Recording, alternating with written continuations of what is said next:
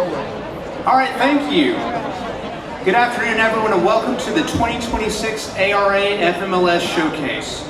This year's theme is a world of opportunity, and we could not be more excited to share an afternoon of engaging speakers, thought-provoking discussions, and valuable insights that will help you understand and navigate the global influences on our market. I'm Quinn Arnaud, your 2026 President of the Atlanta Realtors Association. On behalf of FMLS and the Atlanta Realtors, thank you for carving time out of your busy schedule to be with us. I'm here with Jeremy Crawford, the CEO of FMLS, and this event wouldn't be possible without the incredible teamwork of our ARA and FMLS staff and our dedicated Showcase Council. I want to give a special shout out to this year's Showcase Council co-chairs, Diane Smith and Kelsey Anderson, who have done a wonderful job.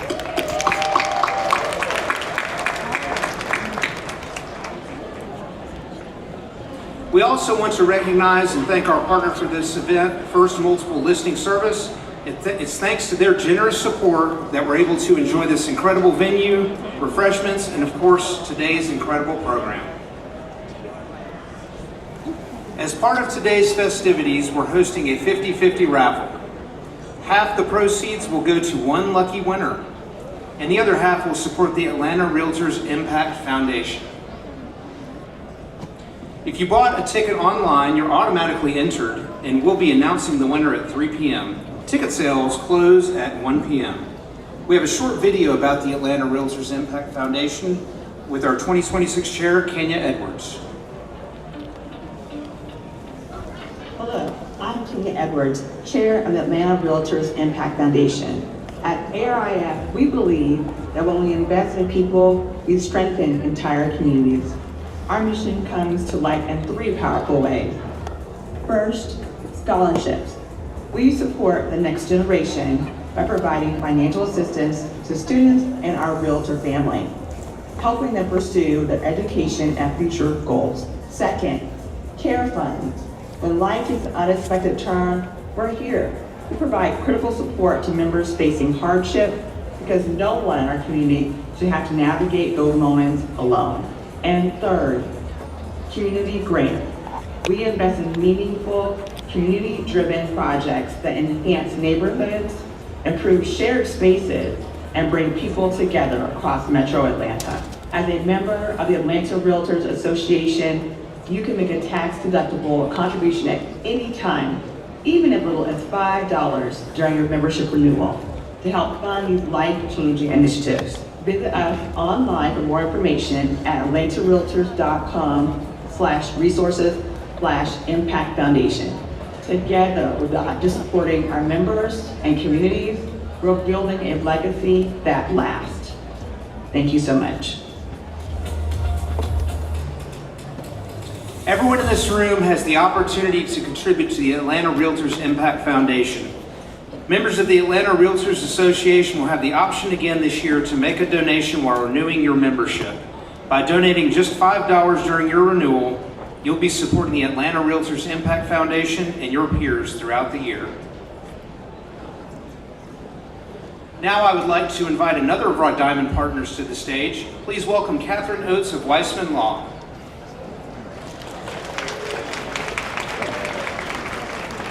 Hey, so nice to see you. I'm Catherine Oates. I'm a partner at Weissman, and we are just so grateful for our many years of partnership with the Atlanta Realtors. I am delighted to be able to share some exciting updates of things happening at Weissman right now. This year we have opened 3 new offices. We have a Lake Hartwell office now. We've just opened Duluth in addition to our Sugarloaf location, where I know many of you have visited us before. And I'm very excited for Atlanta Realtors to know that we have opened our Inman Park office. So we now have 23 locations throughout Georgia where we can deliver exceptional customer service to you and your clients. Also, in July, we launched our new and improved Closing Connect portal. For those of you who have used our Closing Connect portal before, you know how exceptional it is. But now it is even better. It is fast. There are more benchmarks where you can track your closings 24/7. Security is paramount to us. So we have now the most innovative technology available to help fight fraud, verify identities, and make sure that your transactions are safe. But what really sets Weissman apart, as I think most of you know, is our people. Not only have some of the greatest thought leaders in the industry called Weissman home, but we have a dedicated team of attorneys and staff there to deliver the highest level of customer service possible, proactive communication, and we are there to support you. So not only do you get the infrastructure and resources of a large firm with Weissman, you also get that personalized attention and concierge service that you would expect from a boutique firm. So for those of you who have closed with Weissman, thank you so much. We greatly appreciate you. And for those of you who haven't closed with us, we invite you to give us a try. Let us show you what we can do. We have a no closing left behind motto at Weissman. That means that a closing is more than just a transaction. It is an experience, and it's a reflection of how you do business. So let us help make you look like the rock stars you are. So thank you so much for letting me speak this afternoon, and please put Weissman on page number 1 of your contracts. We look forward to seeing you at the closing table.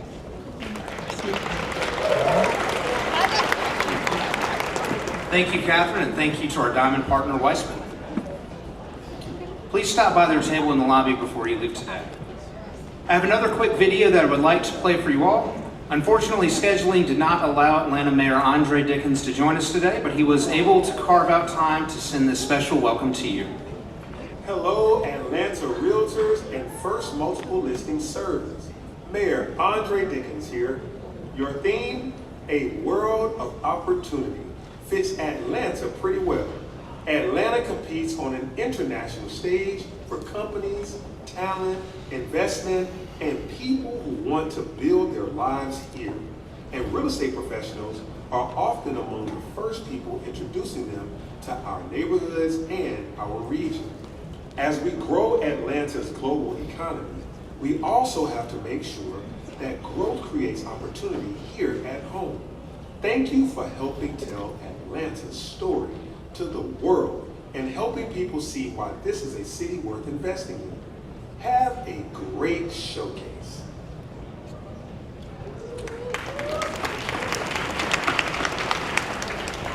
I think that's a wonderful message, and with Atlanta, with the focus of the world on Atlanta as part of the World Cup this summer, we've heard so many great things about experiences had in Atlanta, and it's my favorite city. You know, they say Atlanta influences everything, but I also think that Atlanta is influenced by all over the world. So I'm looking forward to learning some things today, and I'll go ahead and introduce our first keynote speaker. With more than 20 years in the real estate technology sector, Giulio Azzolini pioneered the development and adoption of the MLS model that we know so well in Italy. Giulio founded and led the growth of Listing Plus, an integrated system of MLS, CRM, and AI-powered automations. Please join me in welcoming Giulio Azzolini.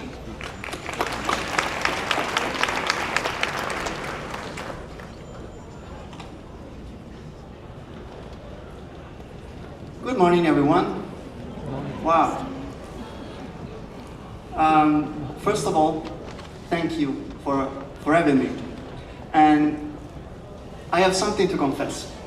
I am here during my summer break.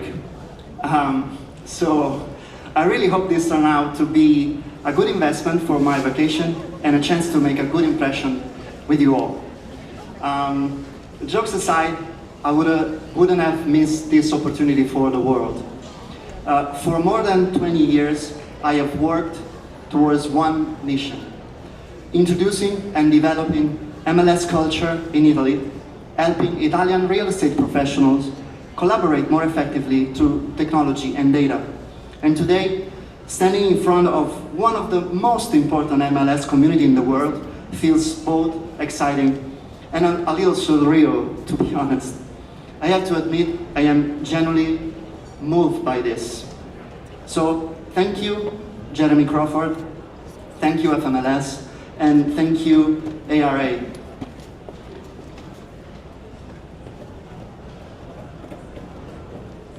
So, some of you may know Listing Plus, but I imagine that for many of you, it is still a new name in the real estate industry. Listing Plus is a platform developed by Frim, an Italian company providing open solutions for real estate professionals.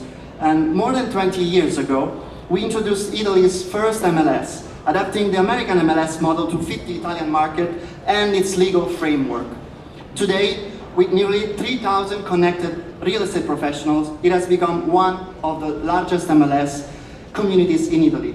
But as time passed, it has evolved into something much bigger, an all-in-one platform that combines MLS, CRM, AI, and marketing tools with one clear goal: making sure MLS collaboration becomes part of an agent's everyday work, not just something they occasionally use. And last year, that journey expanded internationally, and it all started with you. In December 2025, thanks to Jeremy's vision and enthusiasm, Listing Plus connected with FMLS. Then in 2026, Listing Plus became the Italian node of the GDX network and the first Italian MLS to adopt RISO standards. These were very important milestones for us. Not because they simply connected technologies, but because they connected international markets. And I believe this is why Jeremy invited me here today. It's not about presenting the platform. I am here to help translate the logic behind the Italian real estate market. Because bringing together different languages, different business cultures, and different legal framework is no small feat. But if you are willing to embrace the journey together, then the connection between FMLS and Listing Plus becomes much more than just a technical integration. It becomes real business. Let me start with the Italian market. But first, a premise. I am not here to teach this room what real estate is. I mean, I can't. You work in one of the world's most advanced, most structured, competitive real estate environments. MLS culture, collaboration, data, professional networks, all of this is part of your everyday work. And in Italy, we're still catching up. So, what I can do instead is something different. I can show you how the Italian market behaves from the inside. Because Italy is not a difficult market to love, not at all. That part, I believe, is easy. Italy has done a pretty good job of marketing itself for the last 2,000 years, I believe. So the challenge here is understanding how the market works once interest turns into a transaction. And this is where I hope my story and my testimony becomes useful for you as real estate professional operating in the US. Now some numbers. In 2025, Italy recorded almost 767,000 residential transactions, with an estimated market value of around 124 billion euros. Activity continued to strengthen in the first quarter of this year, with this transaction rising by 4.4%. For the United States, these numbers may not seem enormous. For Italy, I can assure you they matter. They show that the market is not just about lifestyle, emotions, second homes, or iconic properties. It is a true residential market where hundreds of thousands of people make one of the most important financial and personal decisions of their lives every day and every year. And the word residential here is key. Of course, Italy has luxury real estate. We have villas, we have historic buildings, hospitality assets, commercial properties, investment opportunities, and unique homes that are very hard to find anywhere else. But the home is the center of gravity of the Italian market. Not data, the home. This is more than a technical distinction, it's a cultural one. In the United States, you often speak about the American dream. In Italy, we have our own version of that dream. The Italian dream is not always about building a company, moving fast, earn money, changing city, changing job, changing house. There's an expression that explains it best, which is il mattone. Il mattone means the brick. When we say investire nel mattone, literally to invest in the brick, we are talking about real estate as something solid, as something safe, familiar, something you can touch, something enduring. This is why home ownership means so much in our country.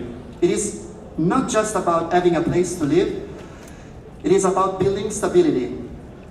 Today, nearly 3 out of 4 Italian families live in a home they own. And there is an economic reason behind this issue. In 2024, Italian households' net wealth grew by 2.8%.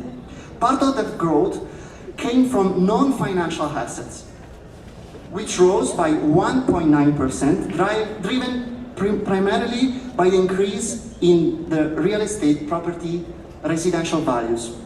This tells us something important. Housing in Italy is not just one investment among many. It is a primary means for families to build and preserve wealth over time. So when you dive into an Italian transaction, you are often looking at more than a buyer and a seller. You may be looking at a savings decision, a generational decision, and sometimes, frankly, a small committee of parents and relatives and technicians, advisors, and occasionally someone who has no formal role at all, but a very strong opinion about that, okay? This is not a joke at the expense of the market or of the Italian people. It is part of the way decisions are made in my country. Understanding this explains why trust, timing, and local relationships are crucial in Italy. So basically, what I'm saying to you is that the Italian dream is to own a house. Now, of course, this does not mean that Italy is only a market of owners. The rental market is very active too, as you can see from the slide. In 2025, almost 1.3 million residential units were involved in new registered rental contracts. So renting is not marginal at all. It is a real part of the market. Especially major cities, university areas, tourist locations, and places where affordability has become more difficult, like Milan. But culturally, buying for us carries a different weight. For many Italians, renting can be a phase, a necessity, sometimes a smart choice, but ownership remains the destination they have in mind. There are countries where people move more frequently, are changing jobs more frequently, are changing houses more frequently, or investment strategy. The Italian relationship with the property is more permanent. Italians love il mattone. Not always, of course, but often enough to shape the market. So, this brings me to another key point. Italy is not a single market. When international buyers think about our territory, the first image that pops up is probably a villa, a farmhouse, or a postcard perfect property in Tuscany or along the Amalfi Coast. And all of that exists, of course. It's beautiful, it's desirable, and it's part of the global appeal of the country. But up close, the opportunity is much broader because Italian real estate is made for the most part of urban properties. And in urban areas, the concept of what you call condo is key. This is something that can be underestimated. The typical Italian home isn't always a villa. To give you perspective, Italy has about 35.6 million residential units. Almost 90% of the residential stock falls into the ordinary A2, A3, and A4 cadastral categories, what we define as civil, economic, and popular housing. And ordinary doesn't mean uninteresting. For American agents, this is one of the key points to grasp. People may not always need a Colosseum view to fall in love with Italy. Sometimes the right opportunity can be an apartment in a well-connected city or a manageable property in a smaller area with stronger lifestyle value. Asking, where in Italy does the buyer want to invest, is not enough. You also need to consider which local market are we entering and who is the right professional to guide us through this process. This matters even more when considering international demand. American interest in Italy is real. In 2025, the US was the top source of international property inquiries in Italy, representing about 25% of the total. Among major cities, Rome leads, with inquiries up nearly 45% from the previous year, partly due to the Jubilee. This is a strong signal. People are curious, people are searching, people are imagining and evaluating. But interest is only the first step. Between an inquiry and a transaction, there is a long road in the Italian market. There is language, there's documentation, negotiation, legal requirements, timing, habits, and above all, there is trust. This is the point where the market ceases to be just numbers and becomes relationships between professionals. The American agent understands the buyer, their motivation, expectations, and relationship. Meanwhile, the Italian agent knows the property, the building, the documentation, the seller, the area, and the local dynamics. To turn this into real business, both sides need to understand each other. That's what I truly mean by translating the Italian market for you. Not simplifying it, but making it clear enough for you to navigate it effectively.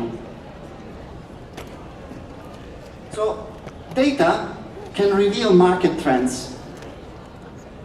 But to truly understand why things move the way they do in Italy, we have to look at the person who drives the market every day, which is the Italian real estate agent. And this is where the translation becomes essential. The Italian real estate agent is not quite the same professional you encounter here in the United States. And not just because they are loud and very judgy of the morning coffee, like I was today with my colleagues here at FMLS. The coffee was great, Jenny, by the way. At first glance, the role seems familiar. Properties, sellers, buyers, negotiations, appointments, documents, emotions, challenges, deals. It's all recognizable, the core is the same. But the mindset that drives the profession is a completely different story. And to collaborate with us, you have to understand that. The first distinction is both legal and cultural. In Italy, the real estate agent is formally defined as a mediator between parties. Not just a technical term, but a label that has shaped profession for decades. Italian agents do not just represent one side. They bring the seller and the buyer together so that the transaction can happen. They stand in the middle of the relationship, and this position over many years has created a very specific professional mindset. Historically, our focus has been different.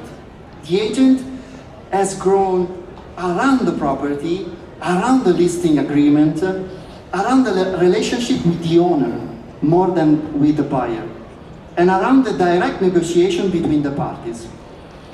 And there's a practical explanation for it too. In Italy, when a transaction is concluded thanks to the agent's activity, the mediator can receive a commission from both sides, from the seller and from the buyer. And let's be honest, when a system rewards a single agent from both sides, it doesn't encourage sharing. It creates, first of all, an instinct for protection. Protection of the listing, protection of the owner relationship, protection of the deal. And this is not because the Italian agents are bad at collaboration. It is because incentives over time shape behavior. And this is why property itself sits at the center of the Italian business. The listing is the asset. The relationship with the owner is the key.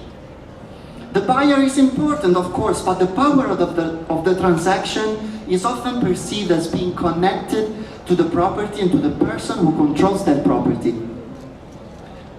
I believe this is different compared to the US, where an agent's value is tied to representation, information and data, relationship, referrals, and cooperation with other professionals.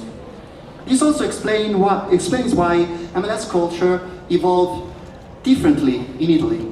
In the United States, MLS was born long before real estate portals. It became part of the professional infrastructure of the market before the public started searching online the way we all do today. So when portals arrived, they entered a market where cooperation between professionals already had rules, language, and structure. In Italy, the sequence was almost the opposite. Portals became central for the public before MLS became a true daily standard for agents. And that's why they adopted a mindset of, I have the property, I publish it, and I just wait for the buyer. In your market, clients recognize a professional system behind the information. There's a listing agent, a buyer agent, an MLS, rules in place, and cooperation, all working together to make the process effective. In Italy, if a buyers find a property online, the perceived value is often simply the property itself. The house is there, the photos of the house are there, the price is there, and the professional behind it is less visible. I first noticed this difference in Florida in 2016 during a CRS and NAR event. For me, it was one of those eye-opening moments where you learn that you don't truly grasp a market by reading reports, but by listening to how professionals operate in practice. The center of the conversation was not the property at all, and it was strange for me, because from where I come from, property is the center of what realtors do. It was the professional ecosystem around the client that was talked about. And at that moment, I remember thinking that I had to draw a very simple ranking of what matters most to an American agent, and it would look something like this. Other real estate agents, number 1. Number 2, referral sources. Number 3, the client. Seller, buyer. And in that room, in 2016, the network was not something revolving around the business. The network was the business, the main engine of production. Now, let's play a quick game. If I had to draw the same simplified ranking for the traditional Italian agent, it would look very different. It would look something like this. So I said this before, but first, there's the property. We only look at the property, and then we look at the listing agreement that we have, and then we look at the relationship with the owner, and we preserve that. I believe this is almost an exact opposite logic. It's shift where the agent look for business, what they protect, what they share, how they explain their value to the clients, and how quickly they understand the potential of an international connection like the one between FMLS and Listing Plus. Again, this does not mean that the Italian agent is not a skilled professional.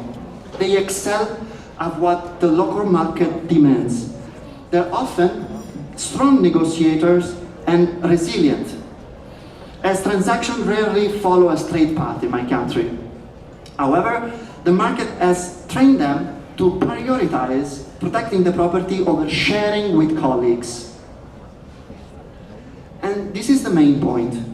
Some agents already use MLS effectively in Italy and make it central to their work. And I can tell you that that number is growing.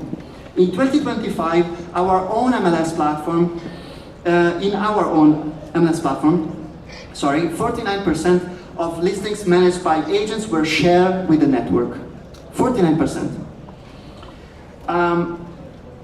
So the culture is not absent, but for many others, MLS is still like a professional ER, used only when urgent, then they revert to more traditional methods. But this is also where opportunity begins. Italian agents have the properties and local knowledge, but not always the tools or confidence to look beyond the local market. For FMLS agents approaching Italy, this means that two qualities, I believe, are essential. And you can see it on the slide. The first one is courage.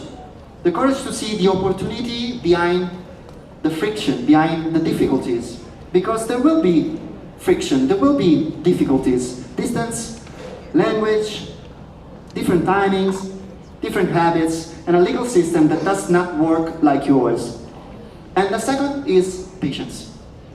The patience to build trust before expecting the system to move quickly with you and for you. The process won't automatically work like an MLS to MLS transaction inside the same market, because Italy also has a different rhythm. American agents, from what I have seen, are often very focused, very business-driven, always moving. Italian agents want business too, of course. Absolutely they do. But the culture isn't always as fast-paced. Relationships take time. Trust builds slowly, and sometimes the answer in our country isn't black or white, and yes or no, but it's more like, let's discuss it over lunch, or let's chat about it with a spritz in hand, you know? I say this with affection and honesty, because that's how it works. If you come prepared to embrace this rhythm and give the new logic time to settle, I believe Italian agents can be very valuable partners for you. The business is there, the agents are there, they want to do business, but they are scared, you know? I always say to them, you have to be courageous, you have to be patient, and the international market will open for you. And I believe Italian agents are the ones that can open doors to an extremely valuable market. And I'm sorry. After looking at the market and the agent, there is one final layer we need to understand, the transaction itself. At first, the connection looks very simple. A buyer in the United States becomes interested in Italy. They see a property and they ask for more information. The American agent understands the buyer motivation, expectation, and timing. The Italian agent provides access to the property, its documentation, the seller, and the local market. But the real test begins one step later, when interest becomes a real purchase. The question is no longer only commercial, it also becomes legal and operational. This is why when Jeremy and I worked on the connection between FMLS and Listing Plus, we knew that the technical part would be the easier one. The real challenge was never making the platform communicate. The real challenge is helping professionals like you use that connection once everything becomes real. So, once a real buyer and a real property enter the picture, we move beyond visibility, leads, and international interest. We enter a legal framework with its own rules, documents, timelines, and professional roles. And here, the Italian Realtors comes to your aid. First of all, an Italian real estate transaction is not only built around negotiation. Price, timing, conditions, expectations, and financing are all part of the process. But before a transaction can be completed, the property must also be understood from a legal, technical, and documentary perspective. This means verifying ownership and legal title, cadastral records, possible mortgages and other liens, urban planning and building compliance, condominium documentation when relevant, energy certificates, and every other element required by law. These are not abstract legal details, They are the steps that take a buyer from interest to ownership. And this is why local professional matters so much. One of the key figures in this process is the Italian notary. We call it il notaio. And here, the word itself can be misleading. The Italian notary is not the same professional as the notary public you know in the United States, you know? In Italy, the notary is a public officer and plays a central role in the transfer of real estate ownership. They ensure that the deed complies with legal requirements and manage the subsequent formalities including registration, transcription in the real estate registers, and cadastral updates. You can't sell a house without a notary. If I use the word closing, we can understand each other. But the Italian closing, which is called rogito, has to be understood within a broader legal framework. It is the final step of a process that starts much earlier. First comes the commercial phase: interest, visits, appointments, negotiation, exchange of documents, and alignment between buyer and sellers. You have to consider there is a big cultural difference in the way properties are presented. In the United States, buyers are often used to seeing home furnished. In Italy, properties are more frequently sold empty, as the law says, free of people and personal belongings. And this creates an interesting challenge. When a property is empty, buyers sometimes struggle to imagine the life inside it. And when it is still full of personal objects, it happens, of course, in Italy, they may struggle to see beyond the current owner's story, and especially beyond the famous grandmother furniture, you know? After the commercial phase, the agreement between the parties often develops through a sequence of legal steps rather than a single moment of commitment. There are many steps that have to be taken. This structure reflects the complexity of a real estate transaction in Italy.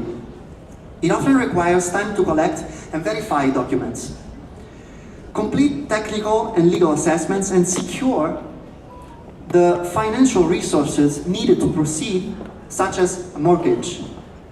The first step may be a purchase proposal. This is not simply an expression of interest. Once accepted and properly structured, it can become a legally effective commitment between the parties.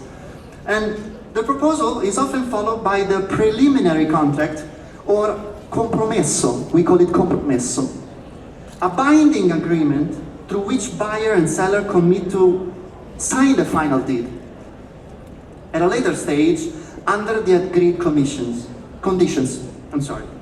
This means that in many Italian transactions, legal commitments and often economic effects, such as the agent's right to commission, can arise before ownership is formally transferred. Between the preliminary contract and the final deed, further documentary checks and technical verification may still be required before completion. It is at this stage that cross-border transactions become more demanding, not because of geographical distance, but because professionals must navigate different legal systems and procedure while keeping every party aligned. Patience in this context becomes an operational requirement rather than a cultural virtue. The value of the connection between FMLS and Listing Plus lies precisely here. A global network does not replace local rules. It enables professionals to work together while respecting them. This is why standards, shared data, ethical guidelines, and international frameworks matter. This is why GDX and RISO are important. And this is why in our own everyday work, we need to build clear rules of engagement. The goal here is not to remove the complexity. The complexity is here. It is to help you own it so that we can create business opportunities together. And I hope that today I have taken a first step in that direction. I believe that the bridge is already there, and now the real work is learning how to cross it. So thank you so much for this. Thank you.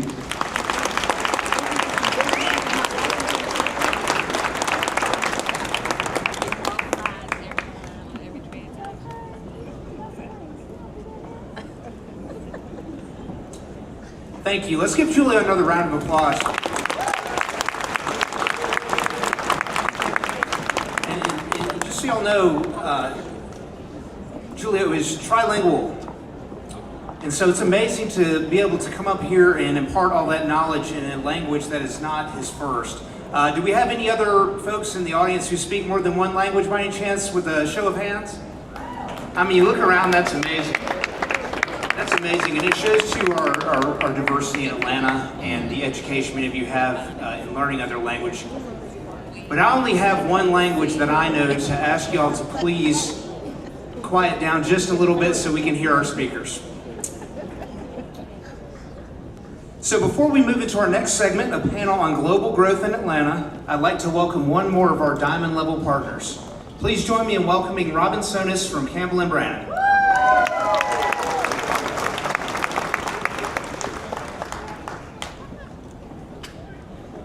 Hello, everybody. This is a great crowd in here.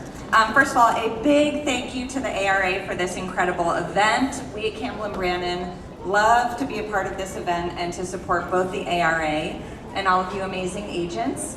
If y'all have not had a chance to visit Campbell & Brannan's booth, please stop by, say hi, get some candy, sign up for some CEs, and you can put your card in for a raffle to get a great basket. So we'd love to see you, say hi, chat, and help get you educated and get you some sweets in your bloodstream. So I know you have this panel coming up, and I remember being here last year watching the fabulous AI panel that we had, and as I stand here and think about where we are today, I am so awestruck at all of you and how fast you learned such new technology and how fast you embraced that technology and how fast you put it to work. And that says everything about Atlanta's realtors, because you've had a lot thrown at you. AI that reinvents itself every few months, an economy that is anything but predictable, headlines that may give buyers and sellers some pause before going to market or putting pen to paper. And yet, through it all, we have seen each and every one of you roll up your sleeves and get to work doing what you do best, which is helping folks find their home. So as you keep adapting, keep growing, and keep leaning into whatever comes next, know that Campbell & Brannan is here for you. We support you for your education, for just general support for whatever you need, and we are here to help you be the best that you can be for your clients. We are your partner every step of the way, and we can't wait to see y'all at the closing table. So thank you and enjoy the rest of your day today.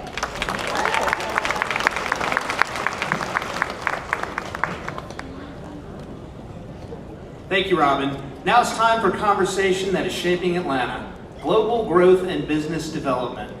Joining us today is Hillary Maddox, the Director of International Strategy and Operations for the Global Commerce Division at the Georgia Department of Economic Development, where she supports international investment, global partnerships, and foreign direct investment efforts. Hillary is joined by Stefan Harrigan, Senior Manager of Global Business Development at the Metro Atlanta Chamber, where he leads international initiatives focused on direct investment, export promotion, and global partnerships, foreign direct investment. And welcoming back to the stage our moderator, Jeremy Crawford.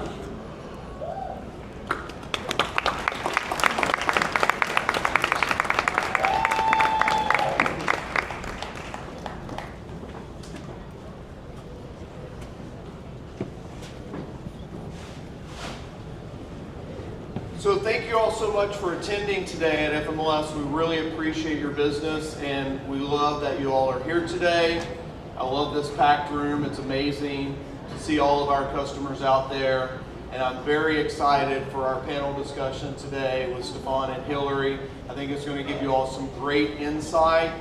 I start out with saying your organizations are phenomenal, but many people in the room need to know more. So maybe if you can give everyone in the room just a little bit about each of your organizations and some backgrounds as we set the stage. Absolutely, and thank you so much for having us here today. I'm with the Georgia Department of Economic Development, so we are the sales and marketing arm for the state of Georgia. So what does that mean? Well, we have over a dozen different divisions within our department that support a broad range of economic development activity. So we have, for example, tourism. So anything you see that is Explore Georgia or visitor information centers when you cross the lines into the state falls within that. We have a trade team that supports existing Georgia companies if they want to find new markets for their products, arts, entertainment, film, and I'm within our global commerce division. So we're a team of about 40 that are focused on recruiting new businesses to the state of Georgia, but also supporting companies that already exist here to help them grow. And in my role, I oversee our operations and international strategy, and so a large portion of my time is overseeing our international offices.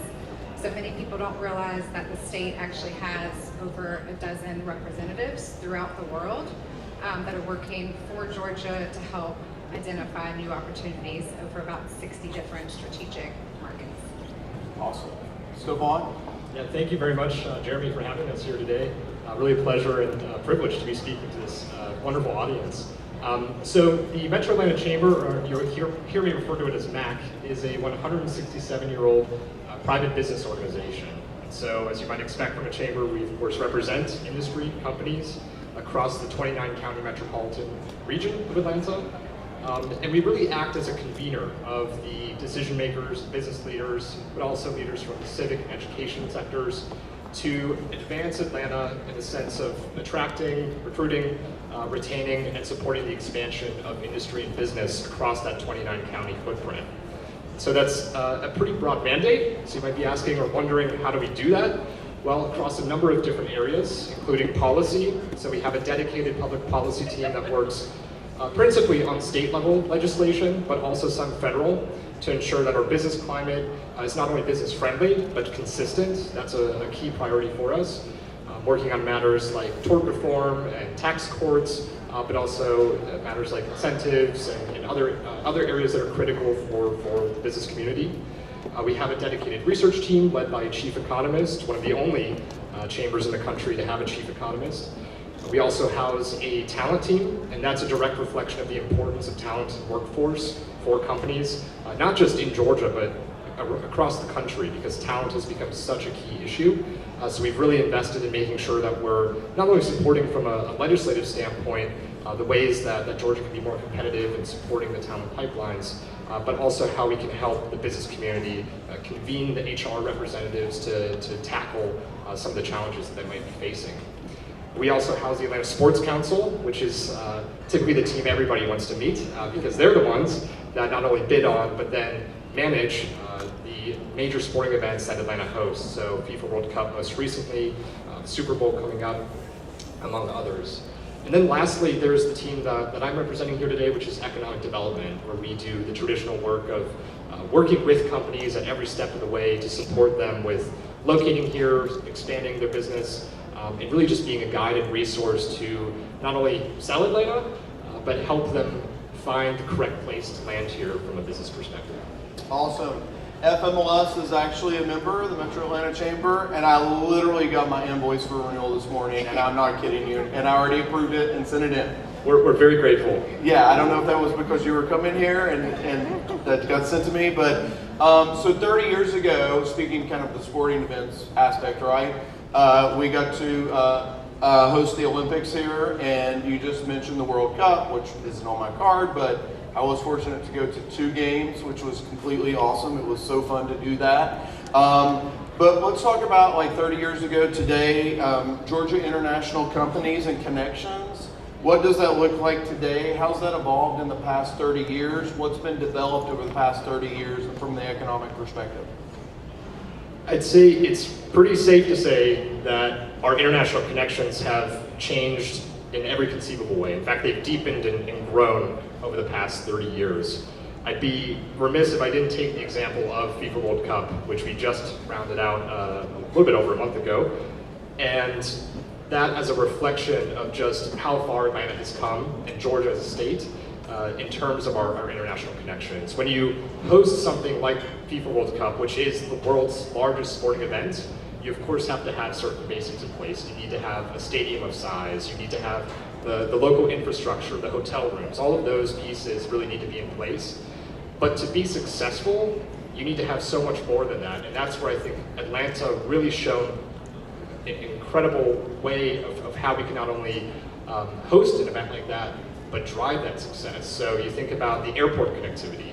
We have more than 80 nonstop international routes, we have concert corps and trade offices representing more than 70 different nationalities. And actually just adding over the last few years, a Dutch consulate. We've added a Korean trade office. The Dominican Republic has added a outpost here from their New Orleans consulate. So those are all indicators of Atlanta becoming ever more really a key international hub.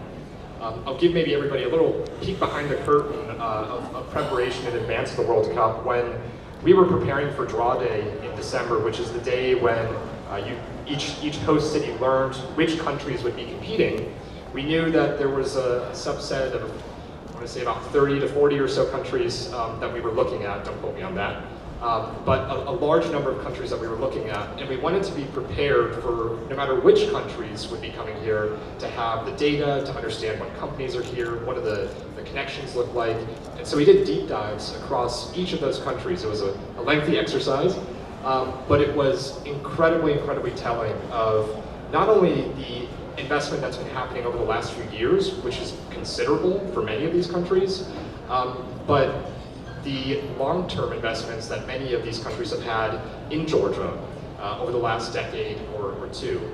And I frankly say that it continues to accelerate. When you look at the presence of international companies in Georgia back in 1996, in the 90s, to where we are today, it's not just about the number of them, but also the diversity of countries that are represented. So with that, I'll hand it over to Hillary. I would say yes, that the Olympics certainly put Atlanta and Georgia on the map for the world. But do want to note that the state of Georgia has invested in those relationships for decades prior to the Olympics, and just how long those relationships take time to build. So it was actually former president and at the time governor of Georgia, Jimmy Carter, in the 70s had the foresight to open the first international offices for the state of Georgia. So both Japan and Europe were opened under his term as governor. So those offices have existed with continuous representation for over 50 years. Korea quickly followed, over 40 years, Brazil over 30 years. So, those relationships just take a lot of time and trust to be able to build, and I think the Olympics were very beneficial in terms of putting the general awareness out there for Georgia. And I think what's changed since then, and I agree 100% with what Stefan said about that diversity, is just all of the different countries that we see coming in here, but that those have deepened so much that all of those international companies now are just deeply woven within Georgia's economy. So to share, for example, last fiscal year, the governor announced over 400 companies that chose to either come to Georgia for the first time or expand with new jobs and investment here. And 1 out of 4 of those were international companies. So, it's just a huge representation of what we have going on here.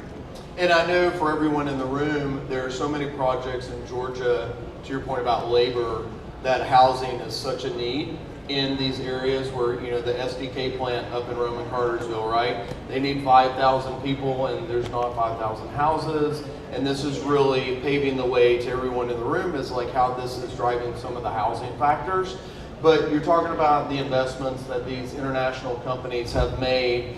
How does that continue to help the businesses in the communities today from what was all the way 50, 60 years back? Because as you said, it's not tomorrow someone says, hey, let's go do the Olympics in Atlanta, or let's go do FIFA World Cup in Atlanta. These things take decades, but how is that looking like today on those investments?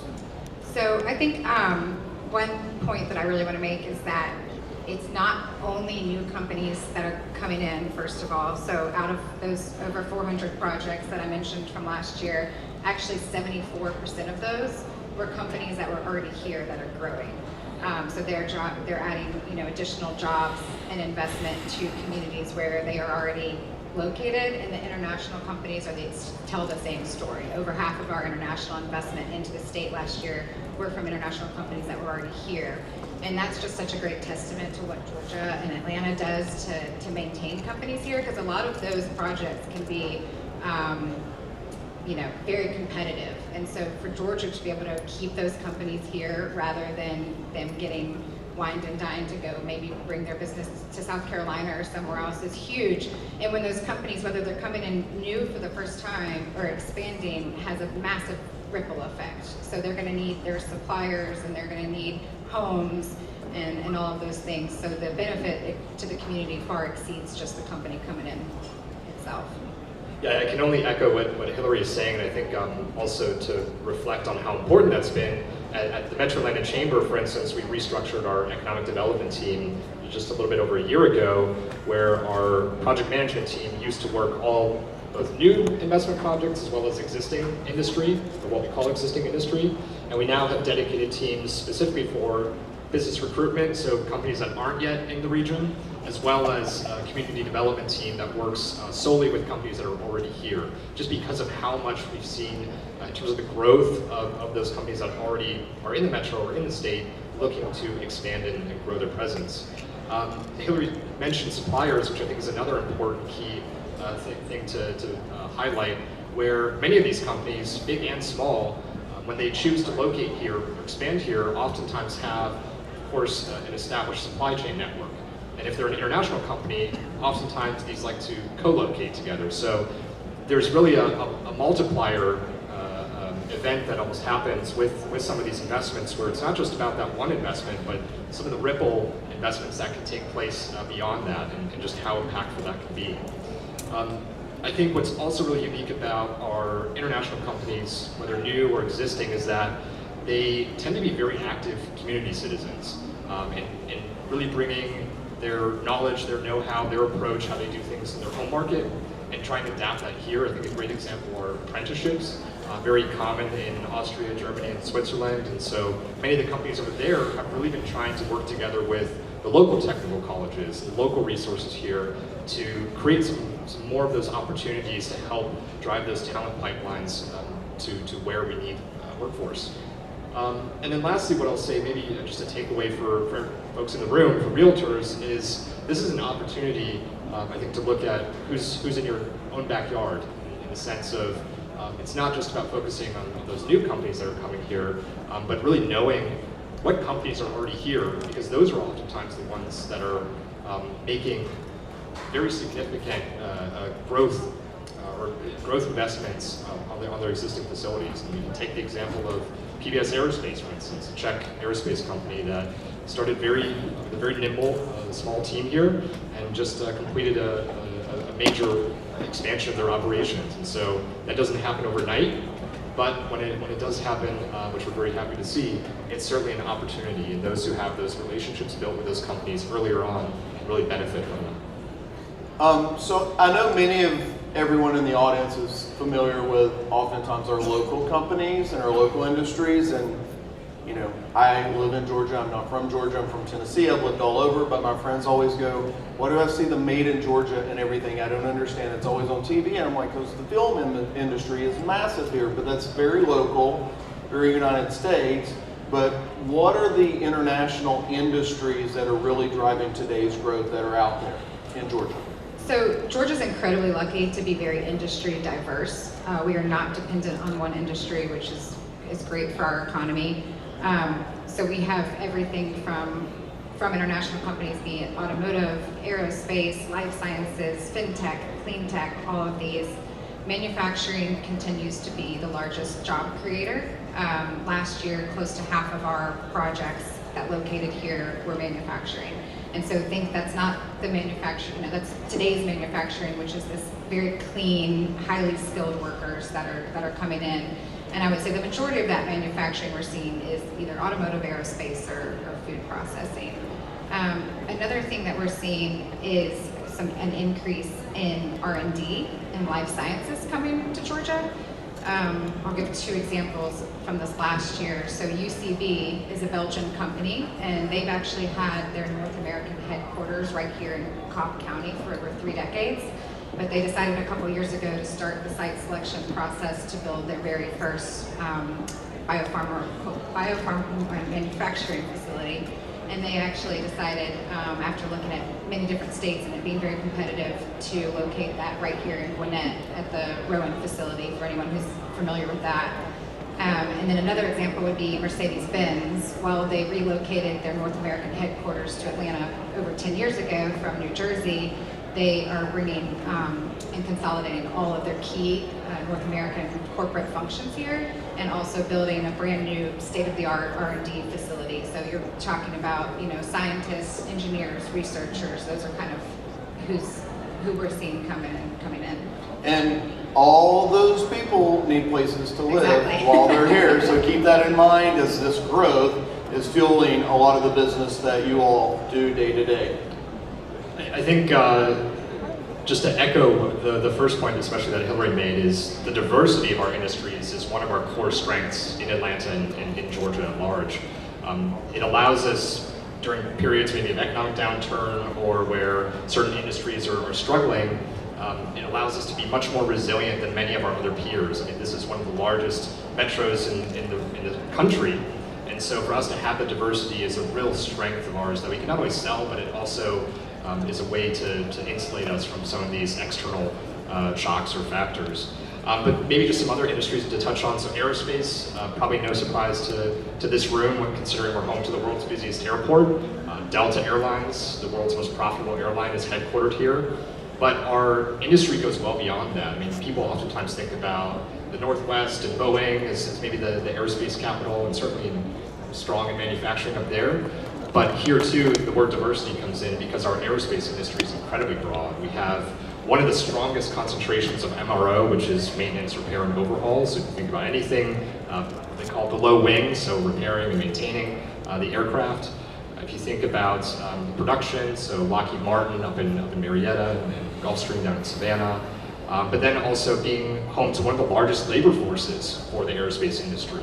And a lot of really exciting work that's being done in next generation aerospace. Companies like Hermeus that are working on hypersonic air travel, and Archer, which does electric vertical takeoff landing vehicles. They're actually manufacturing those right now in Metro Atlanta to be used in the 2028 Olympics in LA. Automotive is another one where we've seen this big shift in Hillary mentioned it, Mercedes-Benz consolidating their operations here, moving out of Detroit. Michigan really used to be thought of as this automotive center, and certainly home to the big three in the US, but all the foreign OEMs really have concentrated themselves in the Southeast. And so Mercedes-Benz North American headquarters are here, Porsche North America headquarters are here, Rivian just opened their East Coast headquarters in the Beltline. So you just think about that concentration of the automotive industry, it's really in the Southeast. And then lastly, what I'd mentioned too, robotics and automation increasingly becoming a key sector of focus for us. We've seen a number of companies flip their headquarters from the West Coast actually to Atlanta in reflection and recognition of the strength that this region has in that space. Probably no surprise that that's heavily tied to the number of engineers and higher ed talent that we have here. And you might be interested to know that Atlanta is actually the only US city that's ranked in the top 10 for global logistics automation. So that's certainly a feather in our hat. Well, and there's a company that we talked about that you didn't mention on stage, but for those of you that are very familiar with your Supra lock boxes, that is owned by Honeywell. And Honeywell is a massive Atlanta company now. I know they have like 1,000 software engineers in Midtown. I've been to their offices down there at their headquarters. The lockbox business is great for you all. It's a very tiny segment, but there is over 150,000 lockboxes in Atlanta's market that the realtors use day in and day out. And Honeywell owns Carrier and owns part of that, but they also own the entire hotel access card chain. And they're like the largest in the world that does the hotel access card business. In addition to everything you think about Carrier that they bought with all their HVAC stuff, that's all now under Honeywell in Atlanta. So that's really something that really hits home when they're out there showing properties and they open that lockbox and says Supra, they don't think Honeywell. But that is a massive Atlanta company that's out there driving manufacturing and everything it takes to have those lockboxes and that key access card. But when those businesses are coming to Atlanta or other cities, there is so many factors that are involved, and we will not go into the political topic of data centers today. Maybe we'll stay away from that because it's on the news all the time. But what are some of the considerations, and where does Atlanta stand when an industry is looking at coming to Atlanta and what they need for those businesses to thrive and succeed? And how does that relate to those in the room that are helping provide some services.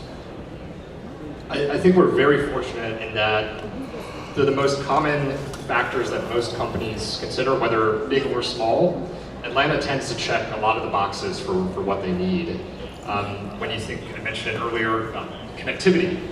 That's a key driver for a lot of companies. In fact, you could argue that Hartselle-Jackson is one of our most important economic development tools. To be able to say that you can reach Amsterdam with 4 to 5 flights daily, you can head straight over to Incheon in Korea or Tokyo.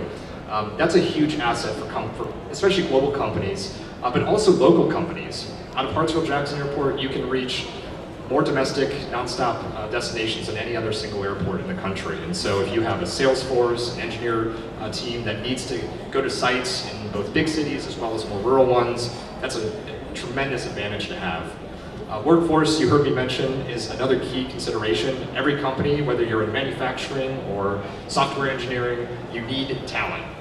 And that's where Atlanta has a real strength. We've seen over the last 2 decades, really sustained continuous growth that's been very consistent in terms of our population growth here, outpacing both the US average and the average of the Southeast. Just a matter of 4 or 5 years ago, Atlanta was the 9th largest metro. We are now the 6th largest metro. So when we talk about housing and those opportunities, there are a lot of people looking for housing here.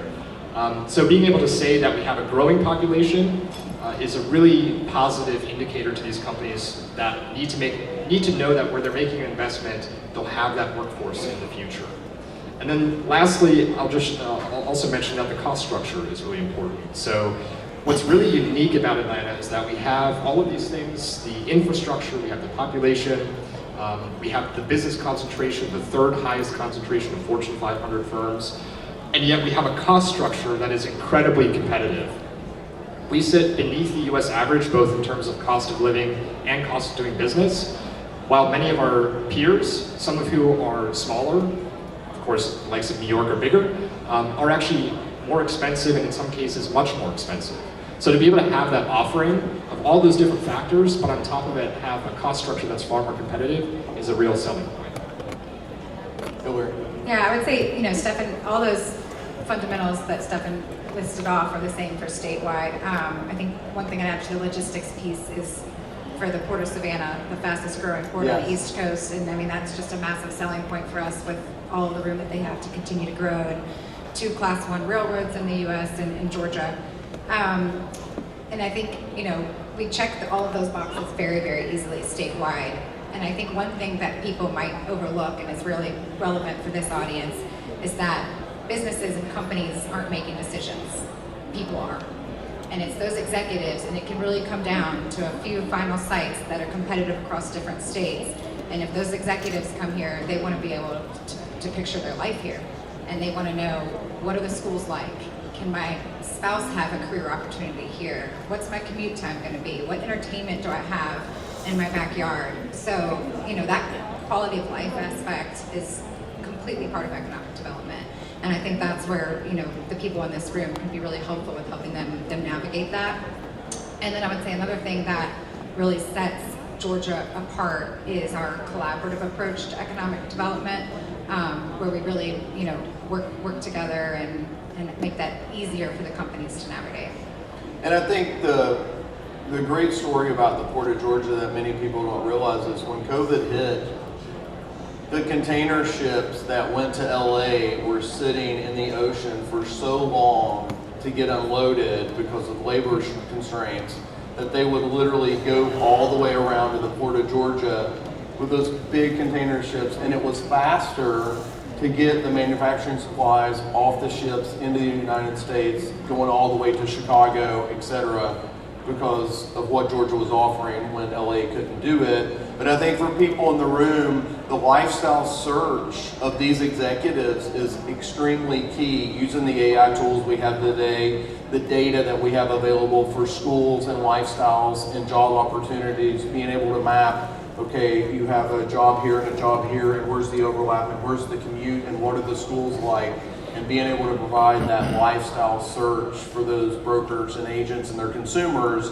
is really key to help the human factor of the decision making not the corporate accountant that's behind the P&L, right? So that's a big part of it. So let's talk about the organizations, and what are you doing specifically to grow the Atlanta global and business and investment ties and attract them to the region?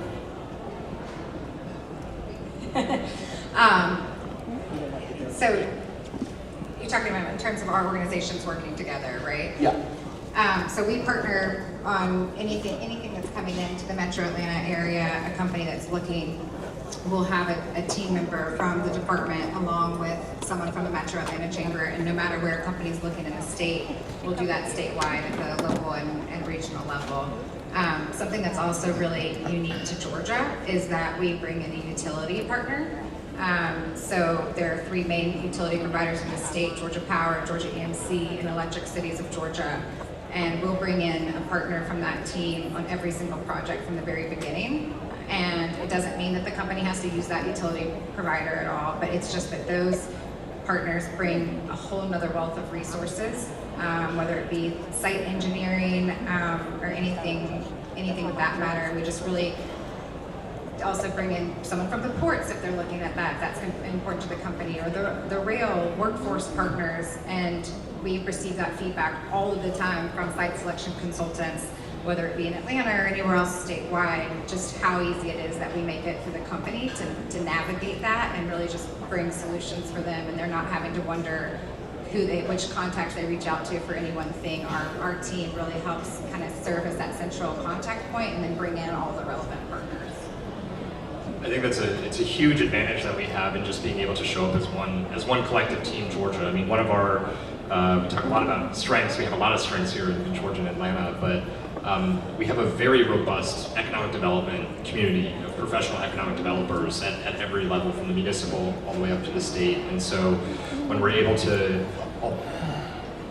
we know who to call, who to contact, and depending on what the issue is that the company's facing, to just make it easier for the company at the end of the day. I think it's a huge advantage, that they don't have to figure out who they need to talk to across the board, but really just coming up as one team.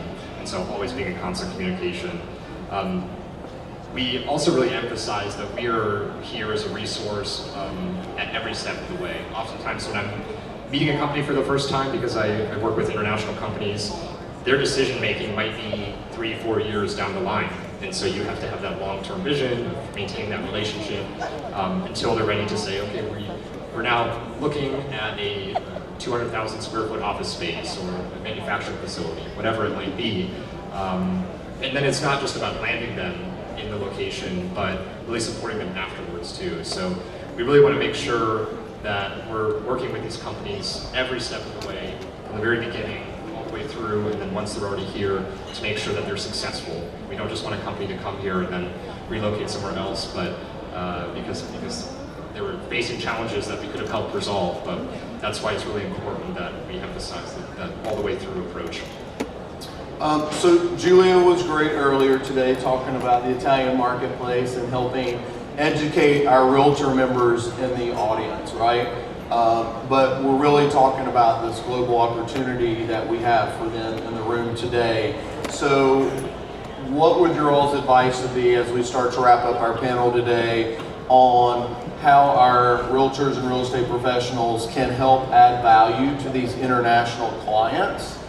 And what would you help them with of what looks a little bit different for the international home buyer, who's going to be different than the home buyers in the United States? I think going back to what we were saying earlier about it's really the people, and it come down to the executives making these decisions, is that the realtors can be incredibly valuable in helping them understand what their life can look like here. And also, a lot of times you guys might be one of the first people really meeting them and interacting in such a personal basis. So just being great ambassadors for Atlanta and for the state and helping them feel comfortable. I mean, that's something people talk about, Southern hospitality and showing that. And I think Stefan will touch on this a little bit, but really, building out your network, because of course these international clients are going to require a lot more hand-holding. They're relocating from a completely different country. Everything's going to be, new to them. And if I take even just a really practical example of credit history, Yes. like you could have an extremely successful executive from Japan or Germany, but they're going to have little to no credit history. And what does that look like for them when they're looking at interest rates and even setting up utilities, and what network, you know, that you can bring in to support them with that? They don't have a FICO score. Yeah. So- Or even like HOAs, anything like that. I mean, a lot Right. of this is really foreign to them.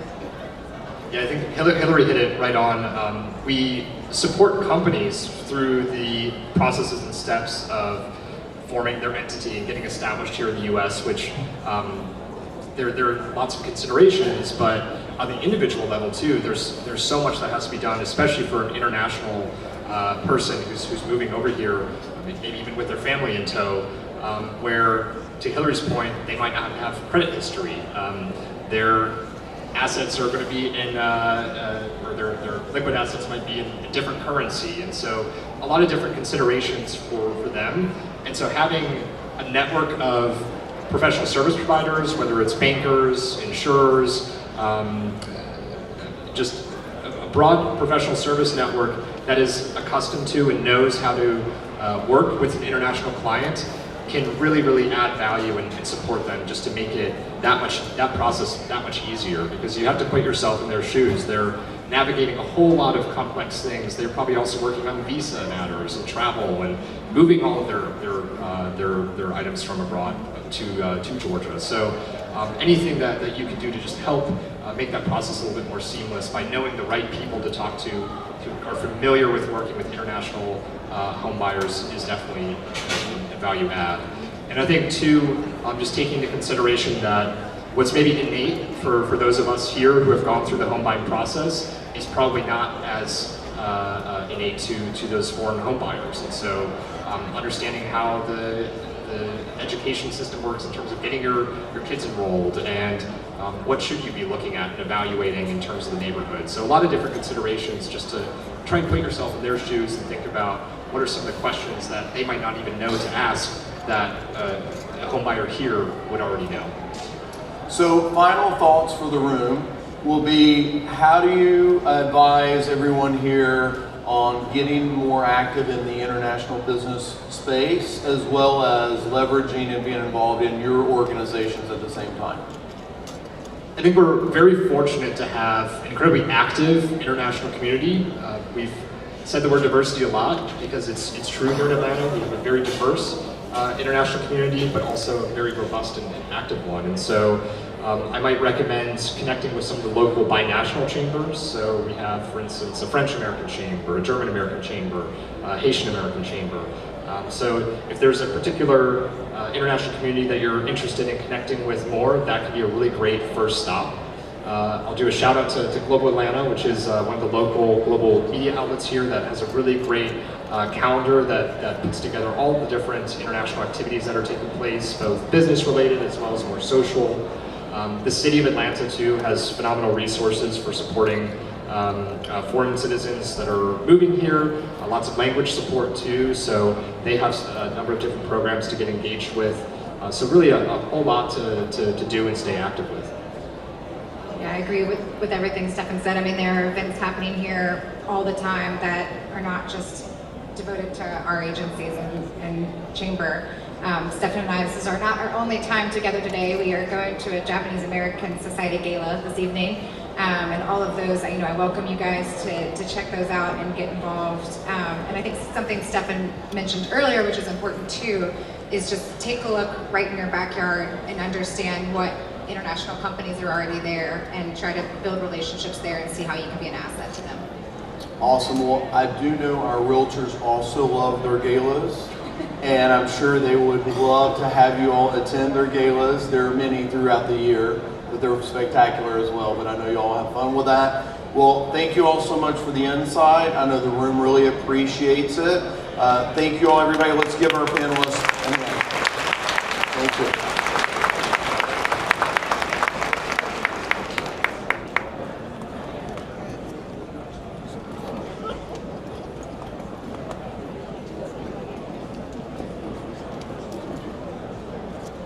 Talking. Thank you, Jeremy, and a big thank you to our panelists for that fascinating and forward-looking discussion. Hello, everyone. My name is Kelsey Anderson, and it's been an honor to co-chair this year's showcase alongside Diane Smith and an amazing committee of ARA and FMLS members.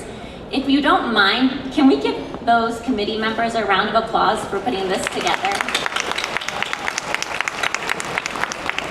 I'd now like to invite Andy Duggar of Meritage Homes, another one of ARA's Diamond Level sponsors, to the stage. Thank you, Kelsey. As Kelsey said, my name is Andy Duggar. I am with Meritage Homes. We're a Diamond Level sponsor of the ARA. So notice we're the only builder that is a sponsor of ARA. And the reason we do that is we believe that our most valuable resources in this room right here, and that's you guys, the realtors in the marketplace.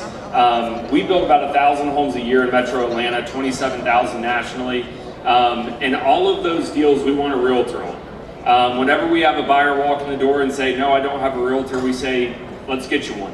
And the reason we want that is we believe that every buyer deserves professional representation throughout the home buying process. Even though we want the best for them, they deserve representation.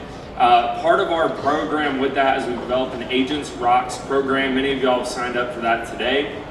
Through our Agents Rocks portal, you can sign up for notifications about new communities that are coming up, buyer promotions that may fit your buyers, also agent bonuses that are coming out throughout different events.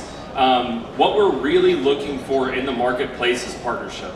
So if you're an independent agent, you're on a team, maybe you run a team, we want to work with you however we can do that. If that's giving you open houses, we'll do that. If you partner with us, you can actually get listings with us as well.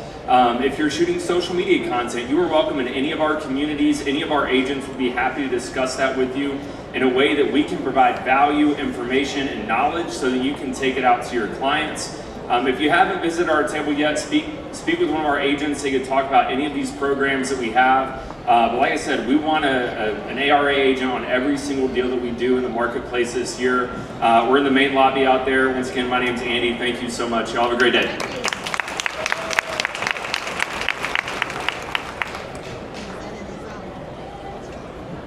All right, if everybody can see, Kelsey here next to me has a sign asking for quiet, please. So we appreciate everyone having a good time catching up and networking. Got plenty of opportunities for that, but out of respect for our speakers, we'd love it if you would tune right in. Keep the conversation to a minimum as we bring on our economic section here. And if you don't understand what's going on in the economy, you're going to be ill-equipped to help your clients and customers. So if you could please keep the conversation down. Thank you. Here's Kelsey. Thank you, Gwen. So I have the honor of welcoming the next guest. It is my absolute pleasure to introduce our next guest speaker, Leslie Appleton Young, who is our Chief Economist of FMLS. Prior to joining us, Leslie spent over 35 years as the Vice President and Chief Economist for the California Association of Realtors, where she spearheaded industry trend analysis, strategic planning, and gender equity initiatives, including co-founding the national Woman Up movement. She holds an economic degree from UC Berkeley and a master's from the University of Pennsylvania. And today, she continues to lead data-driven conversations about the future of real estate across this country. Please join me in welcoming the fabulous Leslie Appleton Young. Hi, everybody. It's great to see you in person, and I appreciate all the kind words that I've heard about my bi-weekly videos that are so much fun for me to do. So I'm going to get started. I hope you can hear me. I've only got 30 minutes to kind of give you an economic update and talk about what's ahead for the Atlanta housing market, and I will do my absolute best. I want to start with just, in general, the economy is doing okay, not great. The second quarter growth came in at about 1.5%. That followed first quarter of 2.1%, so it's starting to decelerate. And the one thing that really is kind of great and scary about economic growth right now is half of it is due to AI investment. So we have a lot riding on the optimism, and it's kind of unbridled optimism for AI. Now, typically when you have so many headline shocks going, and I've just put a couple of these up on the board, right? The war, the uncertainty, tariffs, inflation, you'd expect the economy to kind of be more in the doldrums. But it's not, and the reason it's not is because of AI, right? In a typical world, we would see, we'd be able to kind of calculate, how damaging all of these things have been.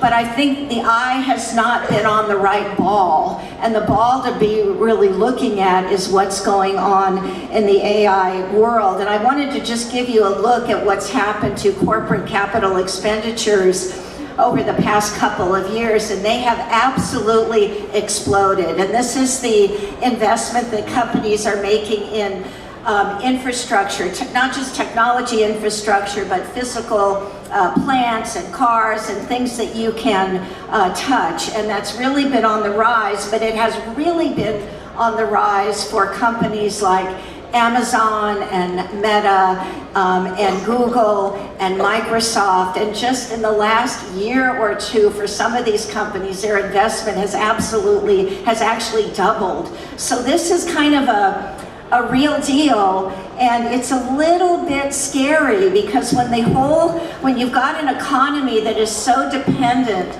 on the optimism about one sector, it's a little bit nerve-wracking, right? If the fewer legs of the stool, the more likely it is to tip over. So that's just one of the things I'll mention. The other thing that was mentioned earlier, and there's more than enough information out about data centers in Georgia, but we currently are number 3 nationwide for data centers behind Texas and Virginia, and here's Georgia with all kinds of things that being offered, including a lot of tax incentives and real concerns on the part of the communities being impacted. So I know you're involved in this, some of you at the local level, enough said, but it's very real. The job market is slowing, and you can see this very clearly, the data for the last couple of months, including the July number, which was actually negative, and we had a revision down of the prior 2 months. So the job market is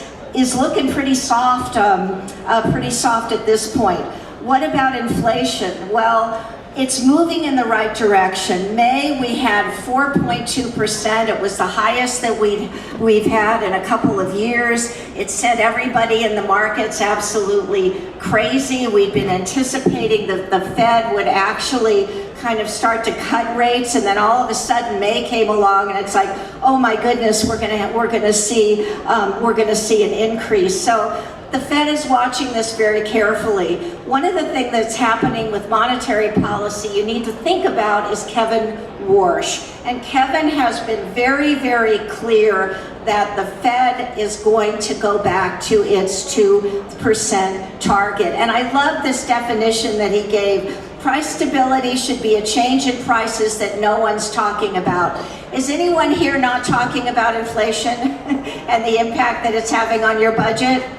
Of course not, right? It is a big issue right now, so they have their work to do. And in fact, because of the high kind of inflation numbers and the fact that the price of oil now is the highest it's been in a couple of months, it doesn't look like inflation's going to be coming down anytime soon. We're actually looking at, as you can see here, a greater possibility of an increase from the Fed instead of a decline. So it's going to be interesting to see what Warsh has to say. The problem with Warsh right now is he is talking a really good game, but there's nothing to back it up, right? The Fed has chosen not to increase rates, and he's very clear that he doesn't want to give any information about what the Fed's reaction function is with respect to inflation. So I think it's hurting his credibility just a little bit, even though he's talking a really, really strong game. The 10-year Treasury is what you need to be watching to gauge what investors are thinking about what the Fed and the economy, it's where the inflationary expectations and expectations about future growth really play themselves out. And they determine not just mortgage rates, but credit cards and auto loans. The 10-year is really, really important. And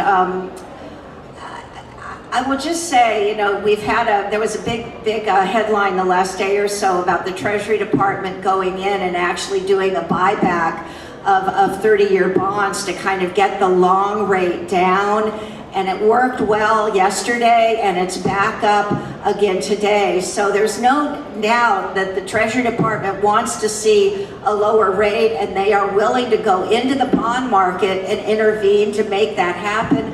But it's not sticking because investors aren't believing that they're going to be able to get inflation under control. At least that's my view about what's going on. You can see this is a chart that goes way, way, way back to 1971. I know some of you weren't even born then, but it's been kind of a constant, right? You can buy mortgage-backed securities, you can buy treasuries, all of those assets are linked in the capital markets, and there's a spread between the 10-year and the mortgage rate, because people tend to hold their mortgages for 7 to 10 years. That is a risk premium for people to measure kind of the default risk. What's going on right now with mortgage rates is they are so closely tied with what is happening with oil. And you can see here, this is a chart that just starts earlier this year. It starts in January, and you can just see at the end there, when oil prices go up,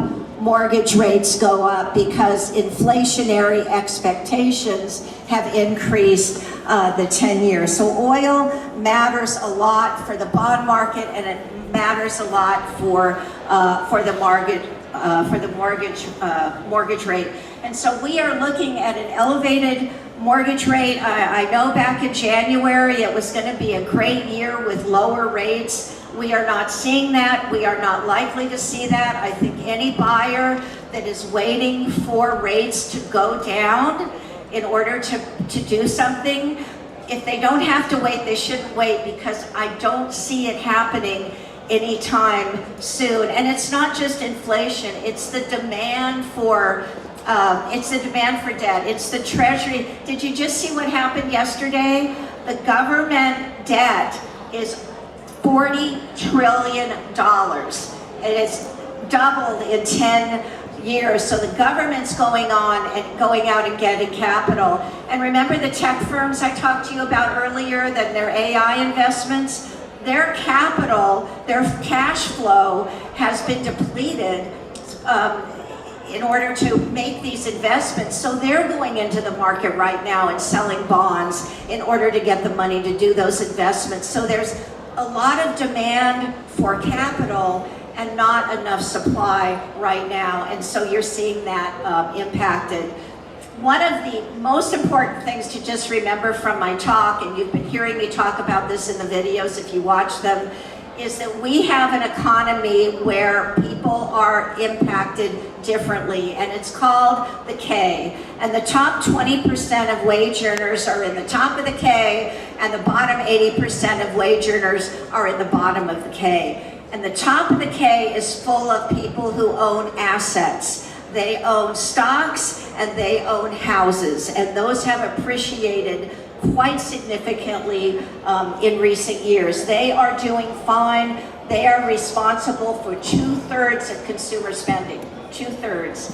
At the bottom of the K, you have people that are really strapped for cash, who are starting to default on some of their loans.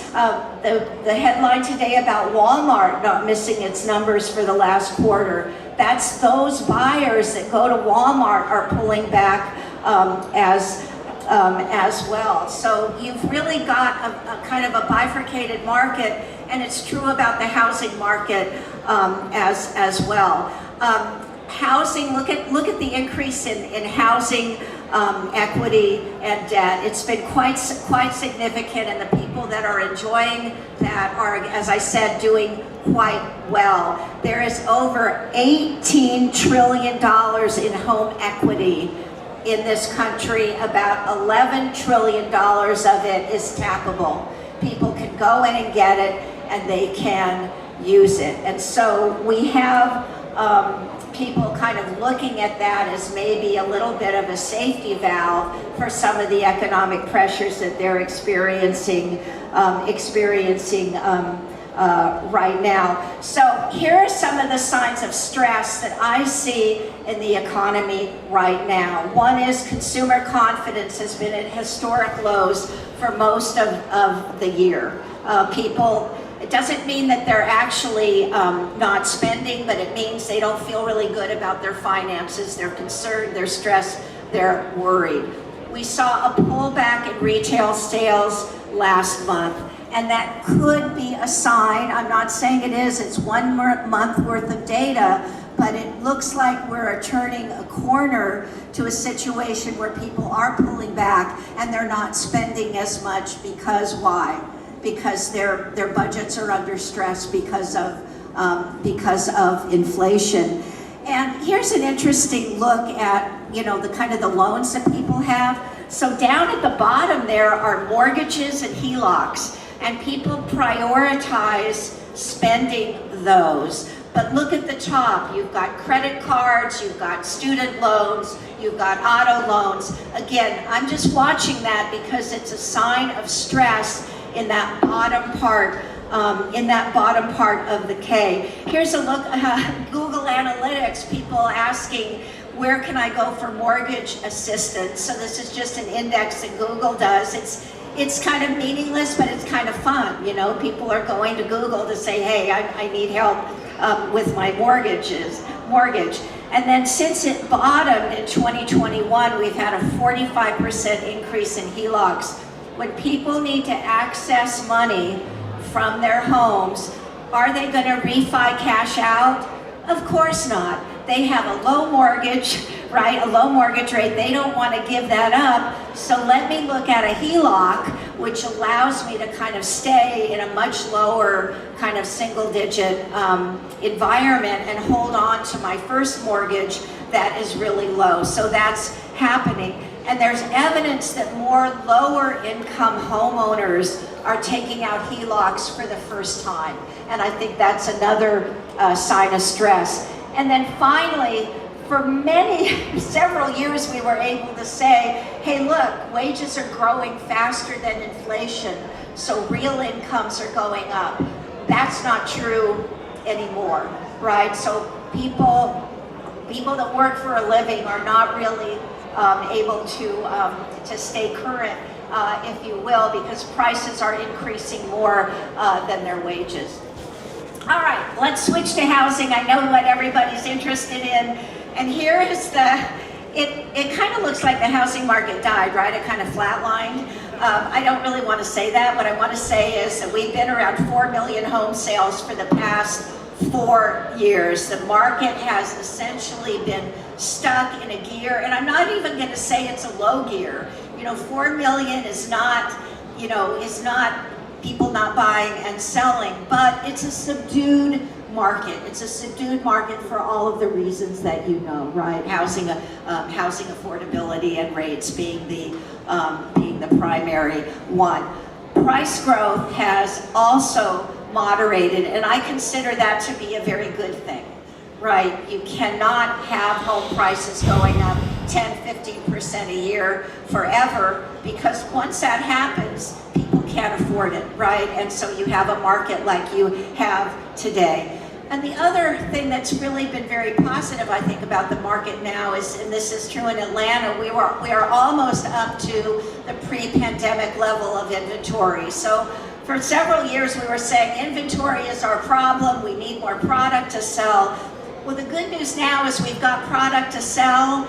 The challenge is the price points don't match the incomes of the entry-level buyer that is looking to get into the market. The luxury upper end market is doing just great. Thank you very much. All of the things that are attractive about living in Atlanta are absolutely there, there in spades, but not at the lower end. And you can see here that housing affordability over the last 5 to 6 months has really gotten deteriorated because of the war, inflation, and higher mortgage rates. So this is the NAR thing.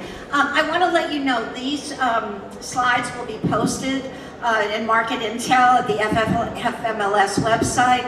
I also want you to know that the scripts that I do are massaged into really nice looking documents, and they are posted every other week. So if you ever wanted to go back and kind of read what I was talking about a month ago, or there was a number that you wanted, that's all up on the FMLS website. So I hope you'll take advantage of that, or maybe even share it with one of your clients. So just like the overall economy, the housing market has your high K and your bottom K. And the high K has a lot more all cash buyers. It has a lot more mobility going on, a lot more interest, and things are a lot slower at the bottom. They're a lot slower, for example, in the condo market. And you'd think, well, hey, affordability is an issue. Why aren't condos doing better? Because that is the group of people that is struggling the most to get into housing. So it's a little counterintuitive, but there it is. NAR does a great job with demographics, and just to kind of highlight how different this market is today. In 1981, 44% of the transactions were first-time buyers. Last year it was 21. In 1981, the average age was 29. Today it's 40. So you've got a whole generation that's getting into home ownership 10 or 12 years later than they did, a few decades ago, and they're missing out on all of that appreciation. So, luxury at the upper end of the K and first-time buyers at the lower end of the K, and that's really one of the challenges of our market. And as you look to kind of analyze the market that you're in and the market that your clients are operating in, you really have to get very specific, right? And if you played around on the data websites and just seen how even between different zip codes, the experience can be very, very different. So talking in aggregates is okay for like a broad brush statement, but if you really want to counsel someone on buying in a particular area, you have to get as local as you possibly can. And just to the point about the upper end of the market, almost half of the homes sold above $2 million nationwide had no mortgage at all. It was all cash. And what you're seeing in the Bay Area right now is all that AI money. Boy, those down payments are through the roof, and that market is absolutely crazy again.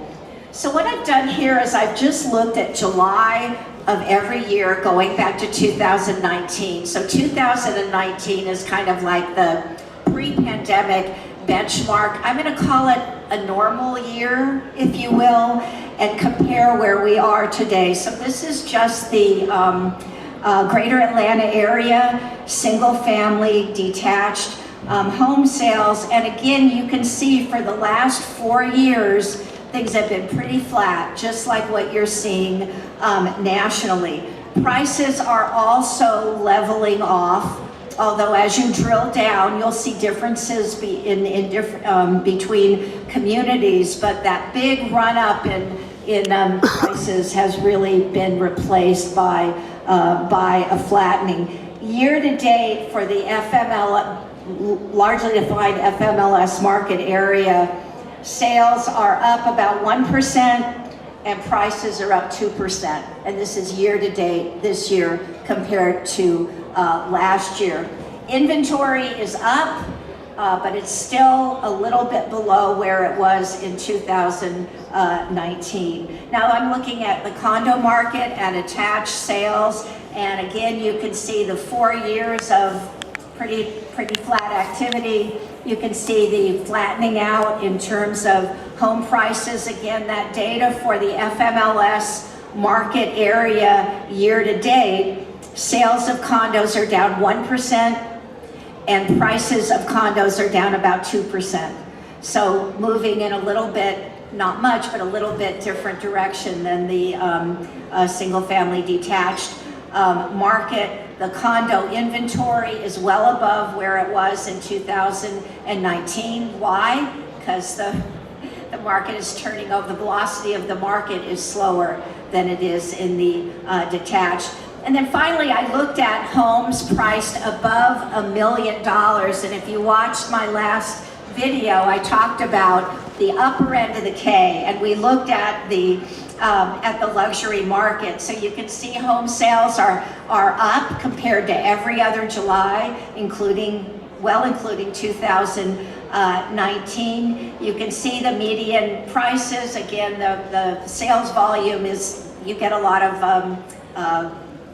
sharp changes because it's not a huge sample, but we're at about 1.32 million. Inventory has been on the rise as sellers in the high end are kind of getting the message that if they really want to sell, they need to get realistic about the market. And they're thinking, hey, let me go in and sell. And then how many of you saw the Realtor.com Wall Street Journal ranking for the last quarter of luxury housing? And Roswell, Atlanta, Sandy Springs was number 9. It broke into the top 10 for the first time. And what's really cool, what's really cool is looking at that top 10, there's always kind of like a niche market in like Connecticut and stuff. And here we are, this is a $6.5 million area, right? And it has the lowest 90th percentile price of any in the top 10. So Atlanta just offers so much, right? Offers so much.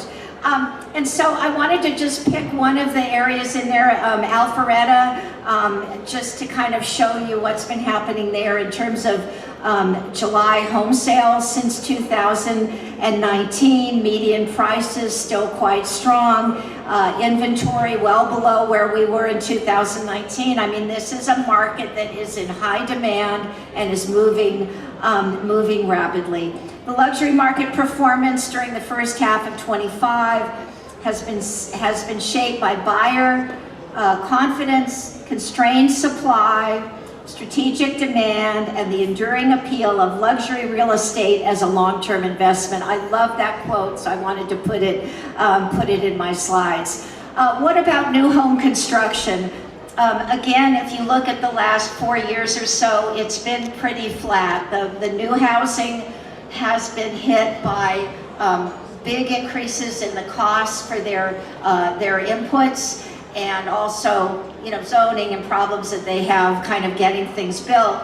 The wonderful thing about Atlanta and about Georgia in general is that we are really a pro-development state, right? And we are ranked, again, this is a ranking coming out of Realtor.com, we're ranked very high, 9 out of 50 in terms of states with respect to affordability and home building. So kudos to all of our builders. We have data that shows that the mortgage rate for a new home is actually less than for an existing home. So it might be something for a first-time buyer that you might be working with to consider. So where are we? Well, if I locked the door here and said we are not leaving until we drink everything in the bar. No, I'm just kidding. We are not leaving until we all agree on what prices are going to do this year, what sales are going to do this year, and inventory. I will tell you one thing. The number that we all agreed on would be wrong.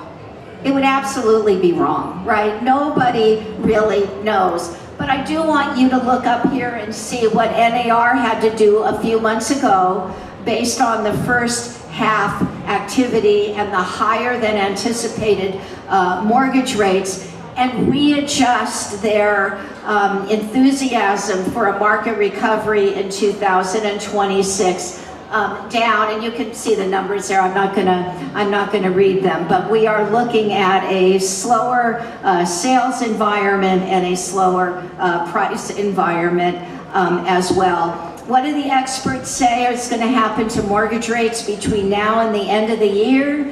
Well, here are 4 institutions that are actually paid to answer that question, and they're all saying not much, that we are going to see things stay in a fairly constant range. And again, as I said earlier, this isn't just about inflation. It's about the demand for capital, which is absolutely huge. So watch that bond market if you want to know what's going to happen.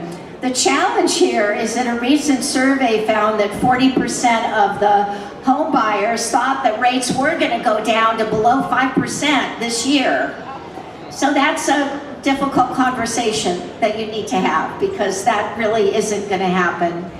I think the big takeaway now as I close my remarks is just to communicate that the dynamics of the market have changed, and the balance is more in favor of buyers today than it's been for several years. They're looking at more inventory.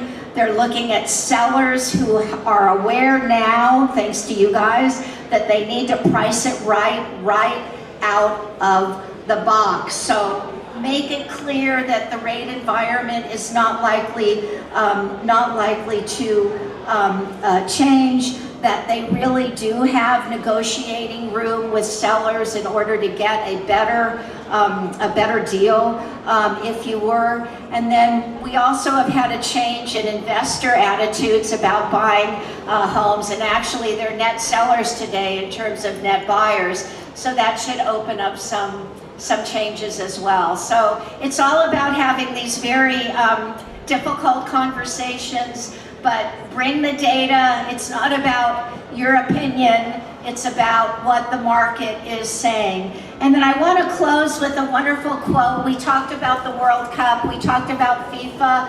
I am one of those people that if I had posted, I would have said, I have been a soccer fan for 2 weeks. Because I just fell in love with football, soccer during the World Cup, and I really fell in love with Erling Haaland, and if you don't know who he is, find out. And his quote I thought was important for all of us as life keeps, it's a challenge. He says, you have no idea what's going to happen in your life. You never know what's going to happen the day after tomorrow. That's why you have to live in the moment. So let's live in the real estate moment. Thank you very much.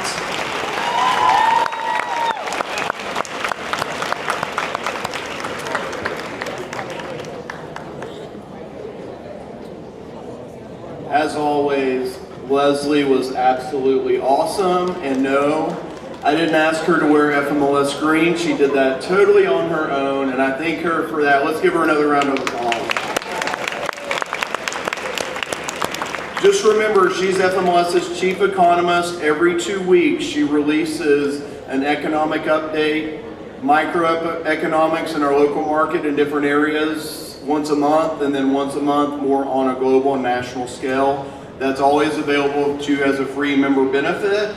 And so with that, I just wanted you all to know that this event wouldn't be possible without all the ARA community partners, but also without all of the partner vendors that are in the room today. So after we have a great next final panel, I encourage you to see all of the vendor partners in and outside of the lobby on your way out the door.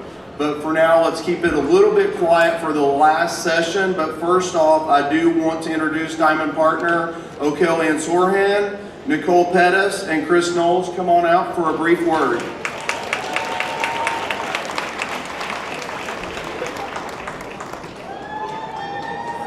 Hi everyone.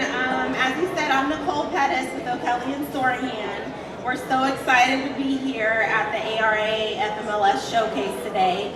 For more than 25 years, our firm has had the privilege of serving the real estate agents and their clients throughout Georgia.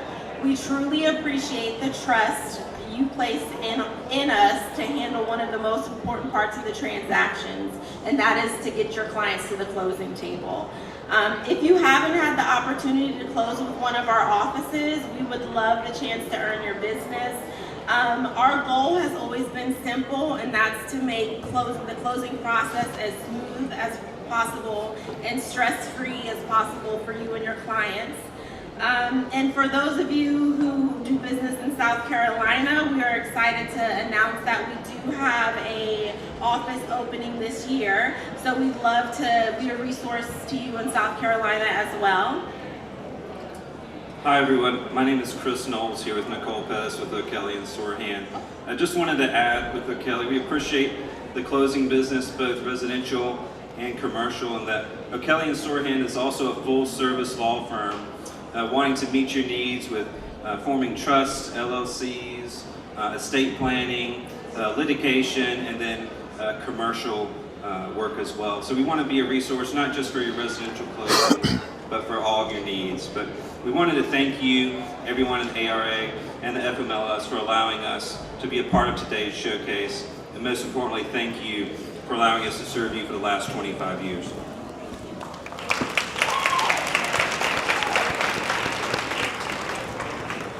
Awesome. Well, finally today, we're going to hear from your peers in the industry. We have a great panel discussion that's going to be led by our ARA president, Quinn Arnaud, and a good friend of mine. And also 3 awesome panelists to talk to you about the day in and day out business of doing international real estate and their actual experiences. So let me welcome, with Harry Norman Realtors, Anita Kaku. With Volst, David Garrison.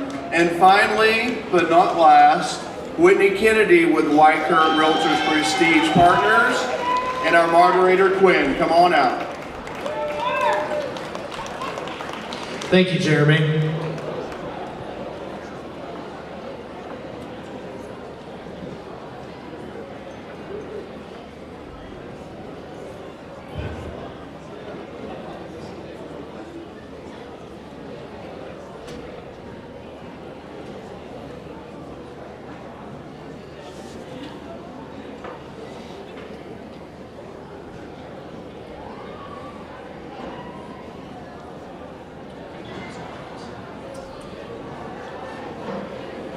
Thank you.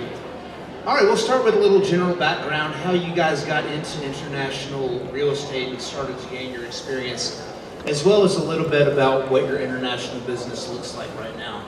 We'll start with Whitney. Well, Quinn, that's an interesting question. My broker said we needed a relocation division, and so I was voluntold, like I am a lot. I had no idea about the global mobility space initially coming into the real estate industry, and our global relocation business now is great. There are over 40,000 relocation transferees that we move corporately on an annual basis. Wonderful. David. Thanks, Quinn. I'd like to thank you and ARA and FMLS for having us, and particularly putting a spotlight on this topic and segment of our industry that I'm particularly passionate about, so thank you. I've been a realtor for 22 years in Atlanta.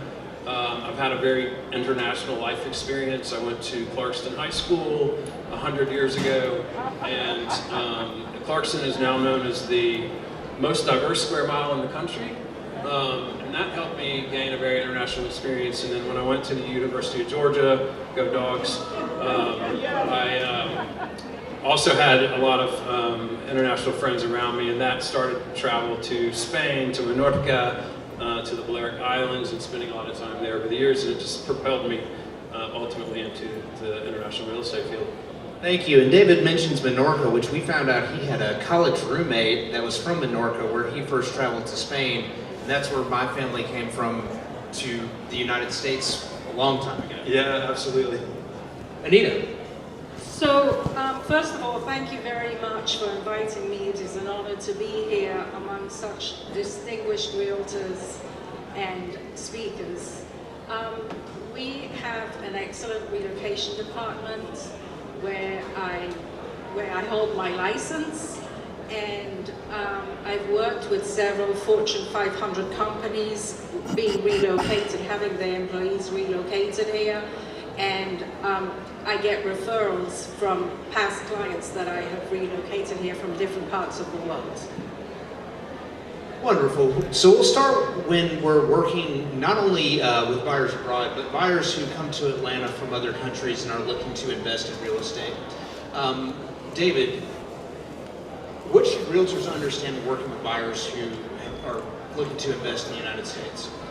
I think first and foremost, having cultural competency is most important, and just understanding and having respect for that it's things and practices are not weird, they're just different, and having patience for that is critically important.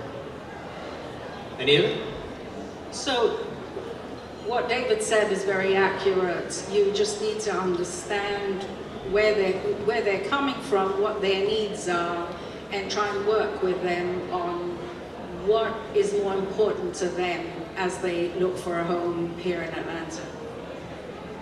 Whitney, anything to add for buyers coming to the United States? Honestly, Anita and David covered it perfectly. The only thing that I would add is that education, I find, is one of the driving factors in decision making for our international transferees coming from other countries into the United States. Wonderful, and I think, David, you hit the nail on the head. We're understanding that that people can be coming from different cultures, and even for us in working in real estate amongst different states, things can be different, and just having an open mind and listening and remembering that we might have to start with some of the basics too. Absolutely, and certainly going the other way as well, and practicing in other countries, you have to be respectful there as well.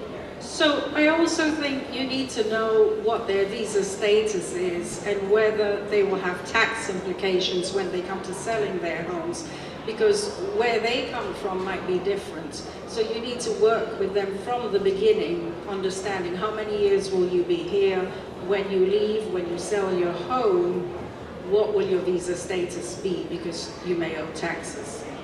Right, and that could be the case if there's another transaction overseas that ends up tied to a potential transaction here in the United States. So what questions should we be asking early in the process if we're working with an international buyer? Timeline is definitely going to be one of the primary questions early on, because depending on when they have to impact in their new role, that is definitely going to be one of the driving forces of understanding when we need to be in the new home, as well as if we have an asset that they're selling where they're coming from. So if they are coming and transferring in with a company, then we work alongside their RMCs, which are the relocation management companies, to understand their relocation benefits packages and what expenses are going to be covered, which will help us in securing a new home here in the United States. Right, kind of understanding what the whole financial and timeline picture looks like.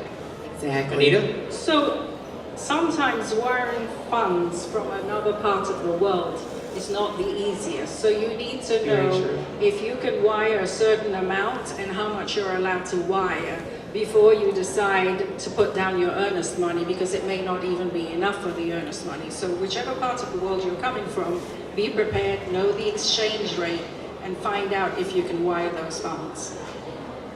David, anything to add? Absolutely, and what the motivation is for buying here from another country? Is that for lifestyle purposes? Is that to fully immigrate? Perhaps to diversify your investments? Are you looking to bring family over for educational purposes? That sort of thing. To also talk about the currency piece, I think working with a currency conversion company to have better fees, better protection, get better exchange rates, and to be able to wire larger sums of money is critical. Wonderful. And we'll get a little bit more into the details of how to make these transactions really happen further on in the panel. What are some things that tend to surprise buyers from out of the country? Anita? Okay, so having an HVAC system for the whole house, that is a big plus for them. They're like, really? And that can heat my house as well, and the whole house. For Atlanta, having a basement is a big plus for a lot of them. I think most people from certain parts of the world come where homes are built entirely with masonry and not with wood frame. So you need to discuss with them how water can infiltrate into their house from the beginning, and point out, you know, the positives and negatives of your backyard and water sitting and things like that. Also, having one key that goes to everywhere in the house is a big surprise. They're like, what? I need my own key for my bedroom. I need a separate key for the back door. They don't understand that it is a safety, it's a safety regulation here. Wow, and that's funny you say that about air conditioning. I grew up in the Atlanta area and started to travel internationally and within the United States, and I realized that now if we didn't have air conditioning here, there would not be nearly as many people living in the South, and that's one reason that people are able to enjoy their time here. Whitney, any surprises for international buyers, whether it's transaction-based or just about the housing? I would definitely say value and what their currency can get them in our market. A lot of people still see the South, you know, we were known for being able to purchase a McMansion for little to no money, but in the last 10 years, that has significantly changed, especially as you see what Leslie pointed out in the previous segment about how the home pricing index has continued to thrive, especially in an area like North Fulton.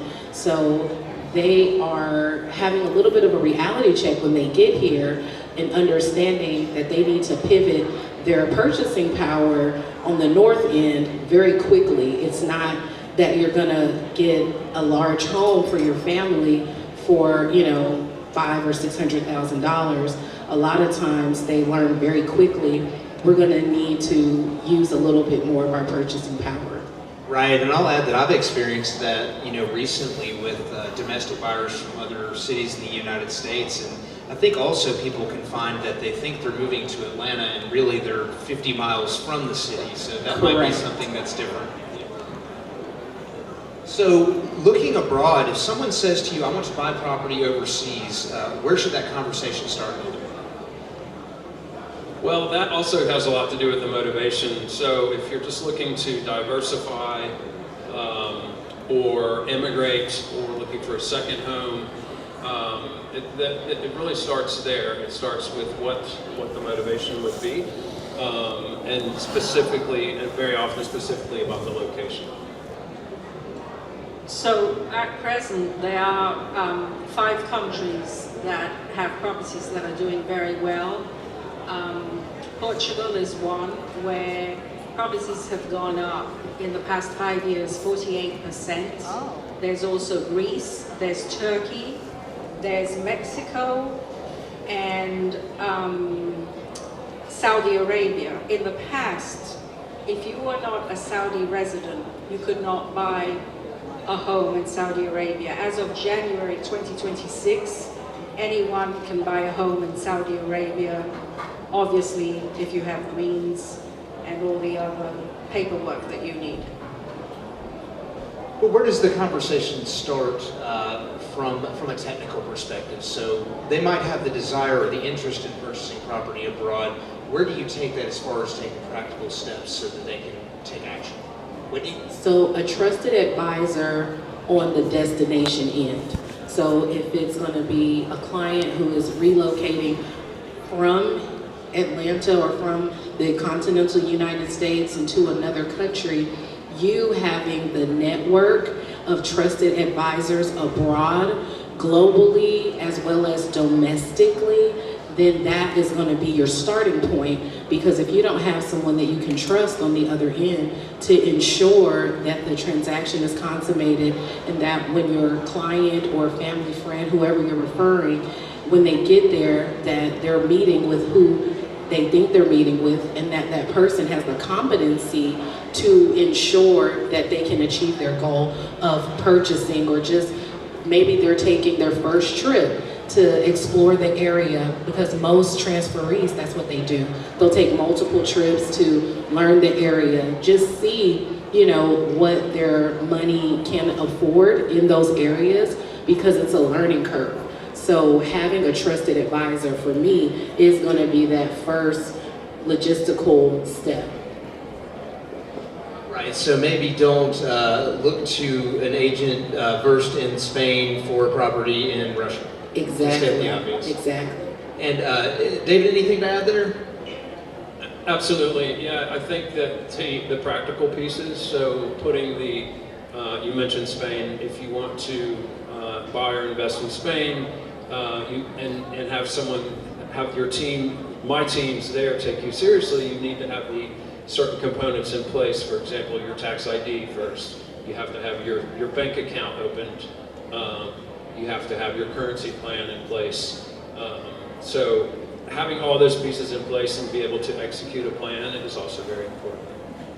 Wonderful. We know that that real estate transactions and businesses are built on trust, and having someone that you can believe in and rely on their information in other countries can feel like a big risk to many people. Anita, any practical steps that domestic buyers looking to purchase abroad should consider? Buyers from the United States when they're looking to purchase.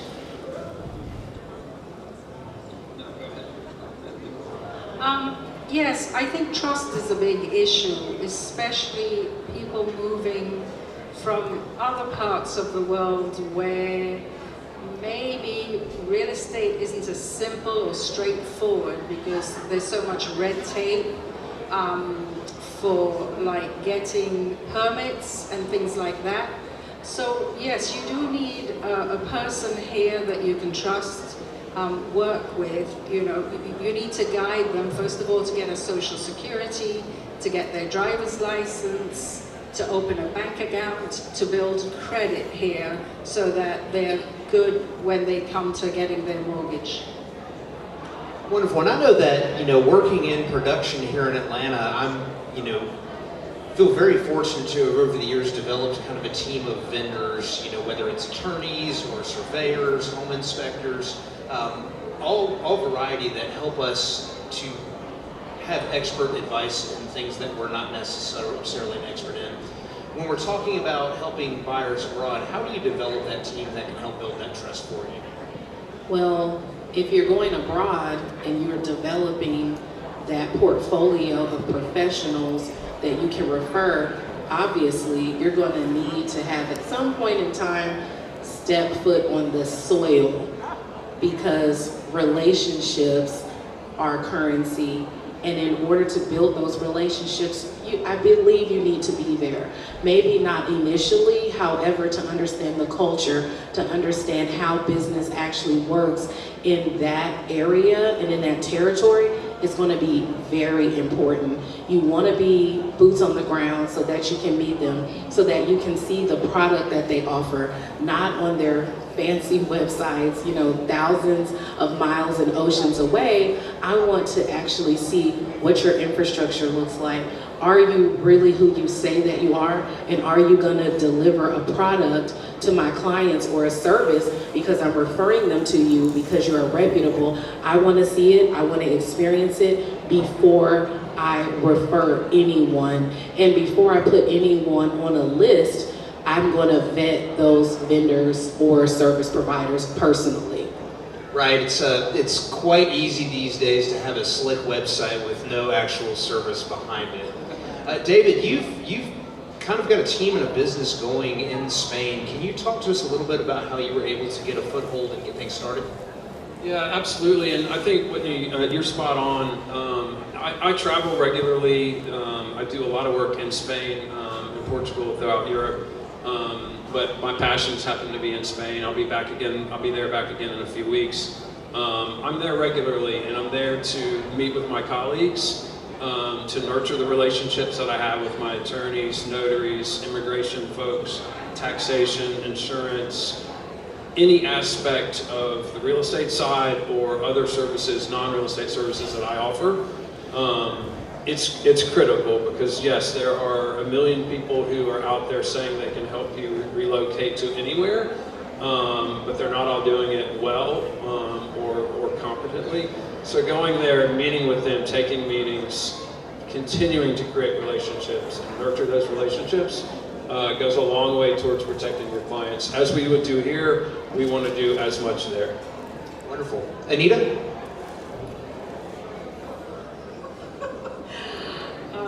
Moving to another country and helping a buyer in another country, you just want a very good referral program, a sister company over there, and it's always best to connect with that realtor, talk to them, tell them a little bit about your clients, their needs, their wants, where they're looking, the exact price point, and keep in touch with that realtor and make sure that it's a smooth transaction and that they're happy with everything that goes on there. There are lots of little things, like if you have pets, how do you move your pets across borders, if you're allowed to move your pets across borders. There's so many little things to think about that seem like little things but are big to every family.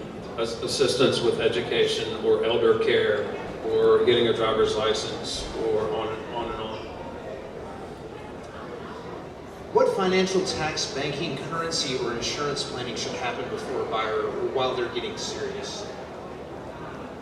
I happen to think that part of the process, if you're relocating or buying abroad, probably the two most overlooked, least exciting pieces would be currency conversion again and tax.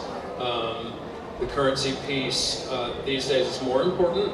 You see a lot of inbound buyers coming from abroad buying here because America's effectively on sale because we have a weaker dollar against many currencies. In particular, I follow the euro. The euro has been for the past 18 months anywhere between 115 to 117. So it's 1.17 US dollars per euro.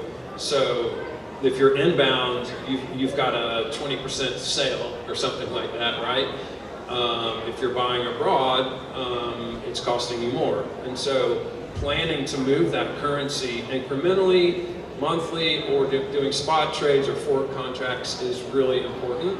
And again, working with currency companies who can get you the best rates and protect you and move money cheaper is really important. The tax piece as well is having tax professionals in our networks who understand taxation on both sides of the pond is really important. One example I like to talk about is if you are moving to Spain, for example, and you are going to sell a property here, if you don't time that process correctly and you sell the property here at the wrong time, you can create a taxable event on both sides of the pond. You don't want to do that. So you need to time that correctly. You also need to time your move there so that you buy yourself more time before you become a taxable resident. So those are pieces that are not real exciting, but very important. Well, you can bet that those who are seeking to purchase abroad are watching those exchange rates, and so you as their representation or their referrer to their representation need to understand that as well. So in America, you have your title insurance. That's very important. How you obtain that in other parts of the world is very important. That's something you really want to look into. There are also parts of the world, especially if they belong to the Commonwealth countries, where if you buy a home or a condo, you do not own it forever. There is a land lease of 99 years on it. So you want to look into all those factors before you purchase a home somewhere and be sure you are safe and you know what you're doing. I mean, I think that would be my biggest fear is I purchase something in another country and then I go to visit and it turns out it belongs to someone else. I mean, and that's as a person well versed in real estate in the United States. What themes in real estate seem to be consistent? We talked a lot about what is different in different regions of the world. What is something that that we have in common when we're purchasing real estate in other countries?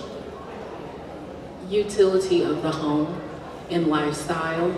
That is something that is consistent across the board, is that the reason that we need homes are for our families to entertain, to have shelter, and to have some of the most special moments of our lives, you know, newly married, first home together, or bringing the baby home for the first time, or having to get a larger home. And then, you know, that's something I see that transcends across borders, is the reason and the utility of the home. You know, people thinking about, one of the things I hear a lot are, oh, my family's coming in for the holidays, right? Well, when you move, you know, across an ocean, you really become conscious of that, because you're like, they want to spend as much time with me as possible, so we might need to look at a home with an extra bedroom or an in-law suite, or if they have children and, you know, they're in private school or they travel a lot and the kids are in a lot of activities, or small children, they might have an au pair, so you might need an au pair suite. Something to think about. Utility is something that consistently across the board, no matter who it is a high consideration. Anita? Location, location, location. Why are you buying the home? How close to the airport do you have to be? How close to work do you have to be? How close to the beach do you have to be? How close to the mountains for skiing do you have to be? Location, location, location. Right, those commutes can be rough no matter where you are in the world. David? I do, speaking of Spain again, I do a lot of work in Valencia, spend a lot of time there. Up until the midpoint of this year, over the past 5 or 6 years, the data has shown that the prices have risen so quickly in Valencia City to the point where the first half year data reports just came out in Valencia, and they're now showing where people are moving and buying further outside the city center, outside the riverbed. And that all speaks to affordability. I'm a member of FIABSI, an international real estate networking organization. We had our spring event at the United Nations in May, and there were speakers from all over the globe, from Germany, Brazil, Australia, South Africa, all over, and the common theme was about affordability. The global affordability and the pace at which we build are issues, and being able to house the unhoused or the underhoused. Those are common themes that we're seeing all over. I mean, it's amazing that you say that, because those are the same things that we talk about seemingly at all of our real estate conferences, where we need supply, where our trades are under supported and in extreme demand, and continue to become more costly. What makes an international transaction go well? Anita? Communication. Communication is the most important thing. Stay in touch with everyone. Stay in touch with the attorney, stay in touch with the mortgage company, stay in touch with your clients. I think communication will make everything run smoothly, and if there are any bumps, you know well ahead of time and you can move to plan B. Well, there's another common theme with domestic transactions. David? No, absolutely. It's expectation, setting the expectations properly, and communication, and it is very consistent across borders. Absolutely. I feel like anytime the process breaks down, this is when you don't have the right partners involved. Whitney? A lot of patience and organization. You have to be very organized when you are helping someone move internationally. You have to know what's going to happen ahead of time. A lot of times you'll be communicating with multiple parties to ensure that the timing and alignment of the closing is going to be at the same time that their items are coming from a container that's been sitting in the middle of the ocean, or, you know, when are their vehicles going to be here, you know, so all of that is something that you have to consider, and you have to be patient with them, because we do this every day, so sometimes we lose touch with the, you know, the sentiment that this is their home, but we are on autopilot sometimes, working with 10, 20, 30 clients at a time. And so we're like, oh, this is normal, it's okay. Well, for them, this is one of the most important transactions they'll ever have in their lives. So for them, it's sentimental. And so you have to just remember that and be patient with them. When they get worried, you just let them have their time, let them vent. And if you're organized and you can show them a roadmap to success, which is ultimately their home ownership or selling their home, that will definitely reassure them and make sure that everything is seamless. Right, anticipating problems and having solutions ready to go. And I imagine an international transaction, if timing goes wrong, we're not just talking about moving or closing a few days, we're talking about shipping goods that are maybe held in customs and rearranging different vendors and who knows what differences legally. It can be complicated enough if you've got a few transactions tied together here in the States. David? And taking calls at 3 a.m. and 2 a.m. The time difference, absolutely. Or finding a rental because suddenly there's a problem and they have no roof over their heads. So what is the thing buyers and realtors should never assume when working across borders? Whitney? You should never assume that someone has the same understanding as you. Never assume. Assumptions. We'll sum that up to the word assumptions. Don't assume. Always explain. Like David said, set and manage expectations early on to ensure comprehension. Because you want to make sure that that client has all the information they need to make informed decisions. Because one word in this country and that same word in the country they're coming from could mean two different things.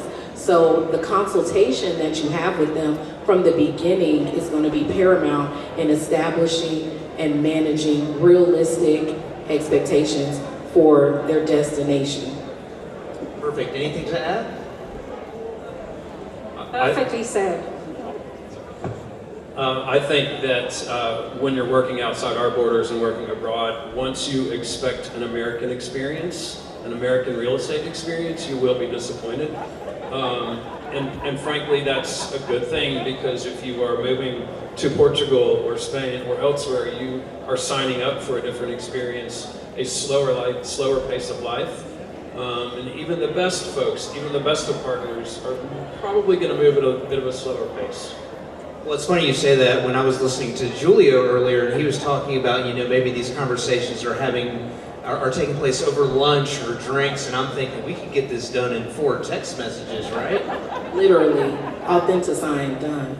Right, but I think the theme here is an extra duty and care level of organization, checking for understanding, making sure everybody's on the same page.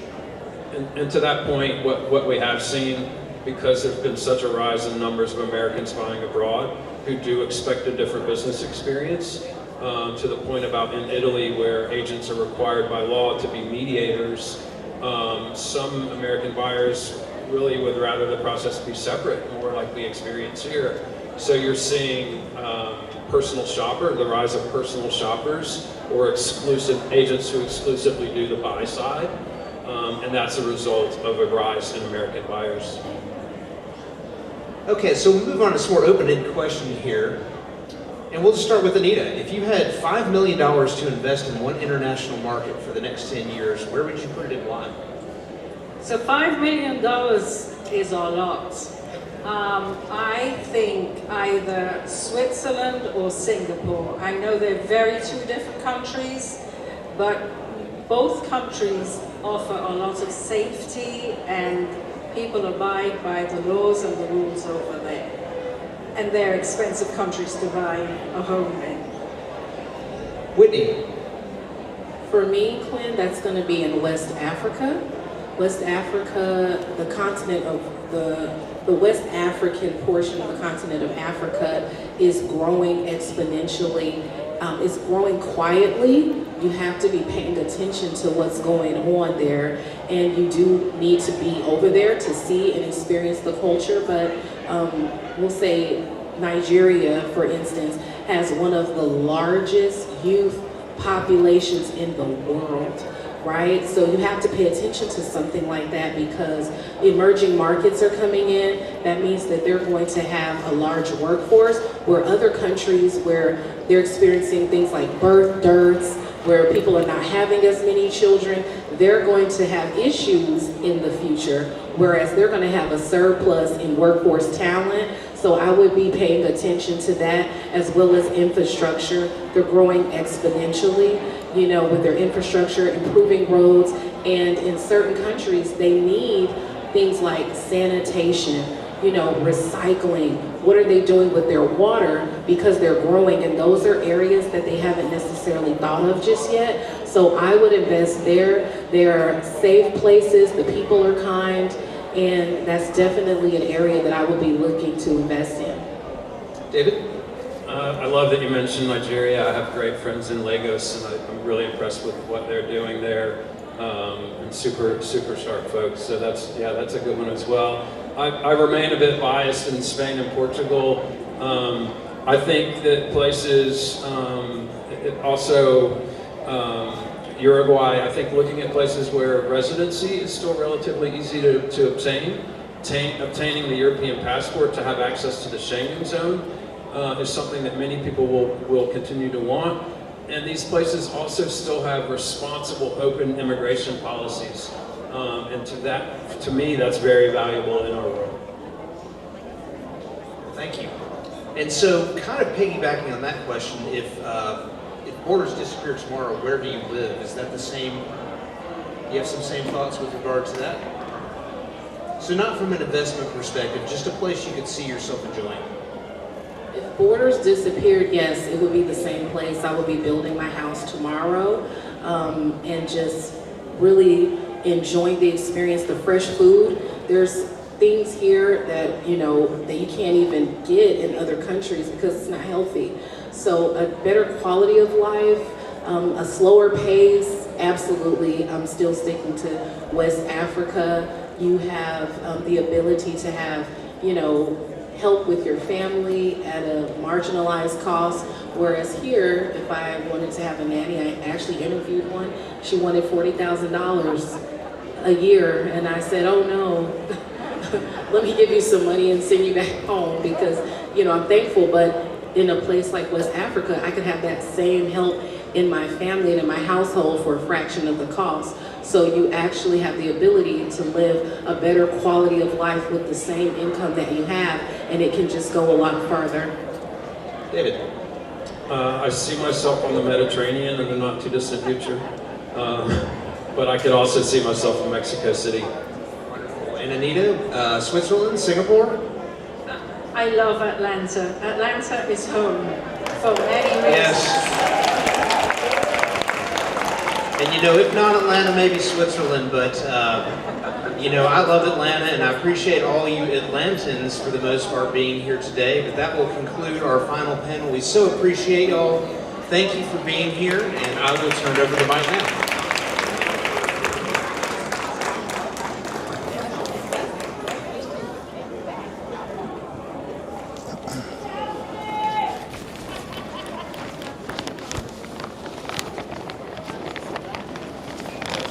Ladies and gentlemen, are you awake? Are you feeling good? Yes, you are. How about a giveaway? Do you like free, awesome things? Because that's what we're here to do. Perfect. What a fantastic panel. Great insight. If you had 5 million, where would you go? Just think that in your head, because we don't have time to hear everybody out there. Okay. I am delighted to award one lucky attendee. Are you ready for this? A VIP package for 4 for the Symphony at Sunset Halloween Spectacular on October 11th at Ameris Bank Amphitheater. And the winner is, by the way, in case you wondered, it's anyone who registered for the event and is still in the room. So if you're not in the room, you lose, but you guys win. Okay, the winner is, I think, Maricela Laverne of Cry Like. Are you here? Yes? Okay, fabulous. Congratulations, Maricela, amazing. We would love to close the speaker portion of our program with one final video message from our diamond level partner, Georgia Natural Gas. So stay tuned, we're not done, we're in the home stretch, okay? Here we go. Are you ready to grow your real estate business? Your clients aren't just buying a house, they're trusting you with one of the biggest decisions of their lives. So here's the question. What sets you apart once the keys are handed over? Your value isn't just in the sale, it's in being the trusted advisor your clients remember. The one who's there even after the deal is done. That's where Georgia Natural Gas can help. Every new homeowner needs reliable energy. You can help your clients make the right choice with a referral to GNG. Georgia Natural Gas is the brand trusted by homeowners for more than 25 years to deliver service, savings, and sustainability. We're not only a leader in natural gas, we're also a leader in protecting the environment. GNG's Greener Life program makes helping the environment as easy as paying your natural gas bill. And here's the bonus. You can earn rewards for every qualifying referral. Participating agents are earning hundreds, even thousands in additional income each year. No complicated process, no extra meetings. Just a simple referral that strengthens relationships and can help grow your business. To get started, visit gng.com/GNGHub and join GNG's real estate program to get your referral code. Share the offer with your clients. They save, you earn, every time. With GNG, you're building lasting value. Agents across Georgia are already turning closings into additional revenue and earning rewards with every qualifying referral. Join GNG's real estate program today and grow your business one referral, one relationship, $100 at a time. Terms and conditions apply to referring and earning with GNG. To see details and get started, visit gng.com/GNGHub. Georgia Natural Gas, fueling homes, rewarding agents.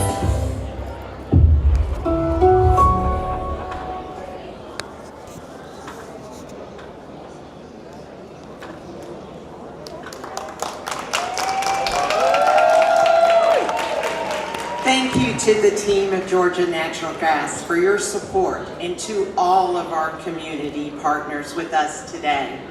I'm Diane Smith, and it has been a privilege to serve as this year's Showcase co-chair alongside Kelsey Anderson. If you would like to continue this conversation on the global real estate, the Atlanta Realtors Training and Development Committee has a free webinar on global real estate coming up on September the 17th. Sign up today, QR code ahead right there, for more. Rich Hart on how to navigate this unique market. And I hope you all had an opportunity to pick up one or two tips from today so that you can expand your international influence. I have one last plug before we announce the raffle winner. Applications are now open for the 2027 class of ARA's Emerging Leaders. Our Emerging Leaders program is remarkable in the skills it helps to build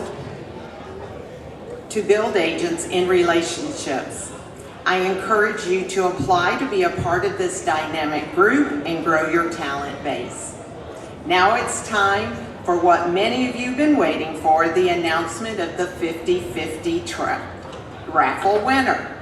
50% of today's proceeds will go directly to the Atlanta Realtors Impact Foundation, and the other 50% in a check of $2,125.11 will be going to, is there someone named Liz here? Will be going to Liz Resendez. If you're not here, you will get it. So, this concludes our 2026 ARA FMLS Showcase. We are so grateful to the staff, the Showcase Committee, and our guest speakers for all their time and preparation in planning today's event. Please take a moment to complete the survey that is on your takeaway cards as you're leaving. We will also email each of you requesting your feedback. This is very important to the Showcase Committee. At the end of the survey, you will have links to today's presentations and a takeaway guide to develop your Realtor panel that will help you in navigating the ins and outs of international sales. Again, thank you so much for being here and being a part of the Atlanta real estate future.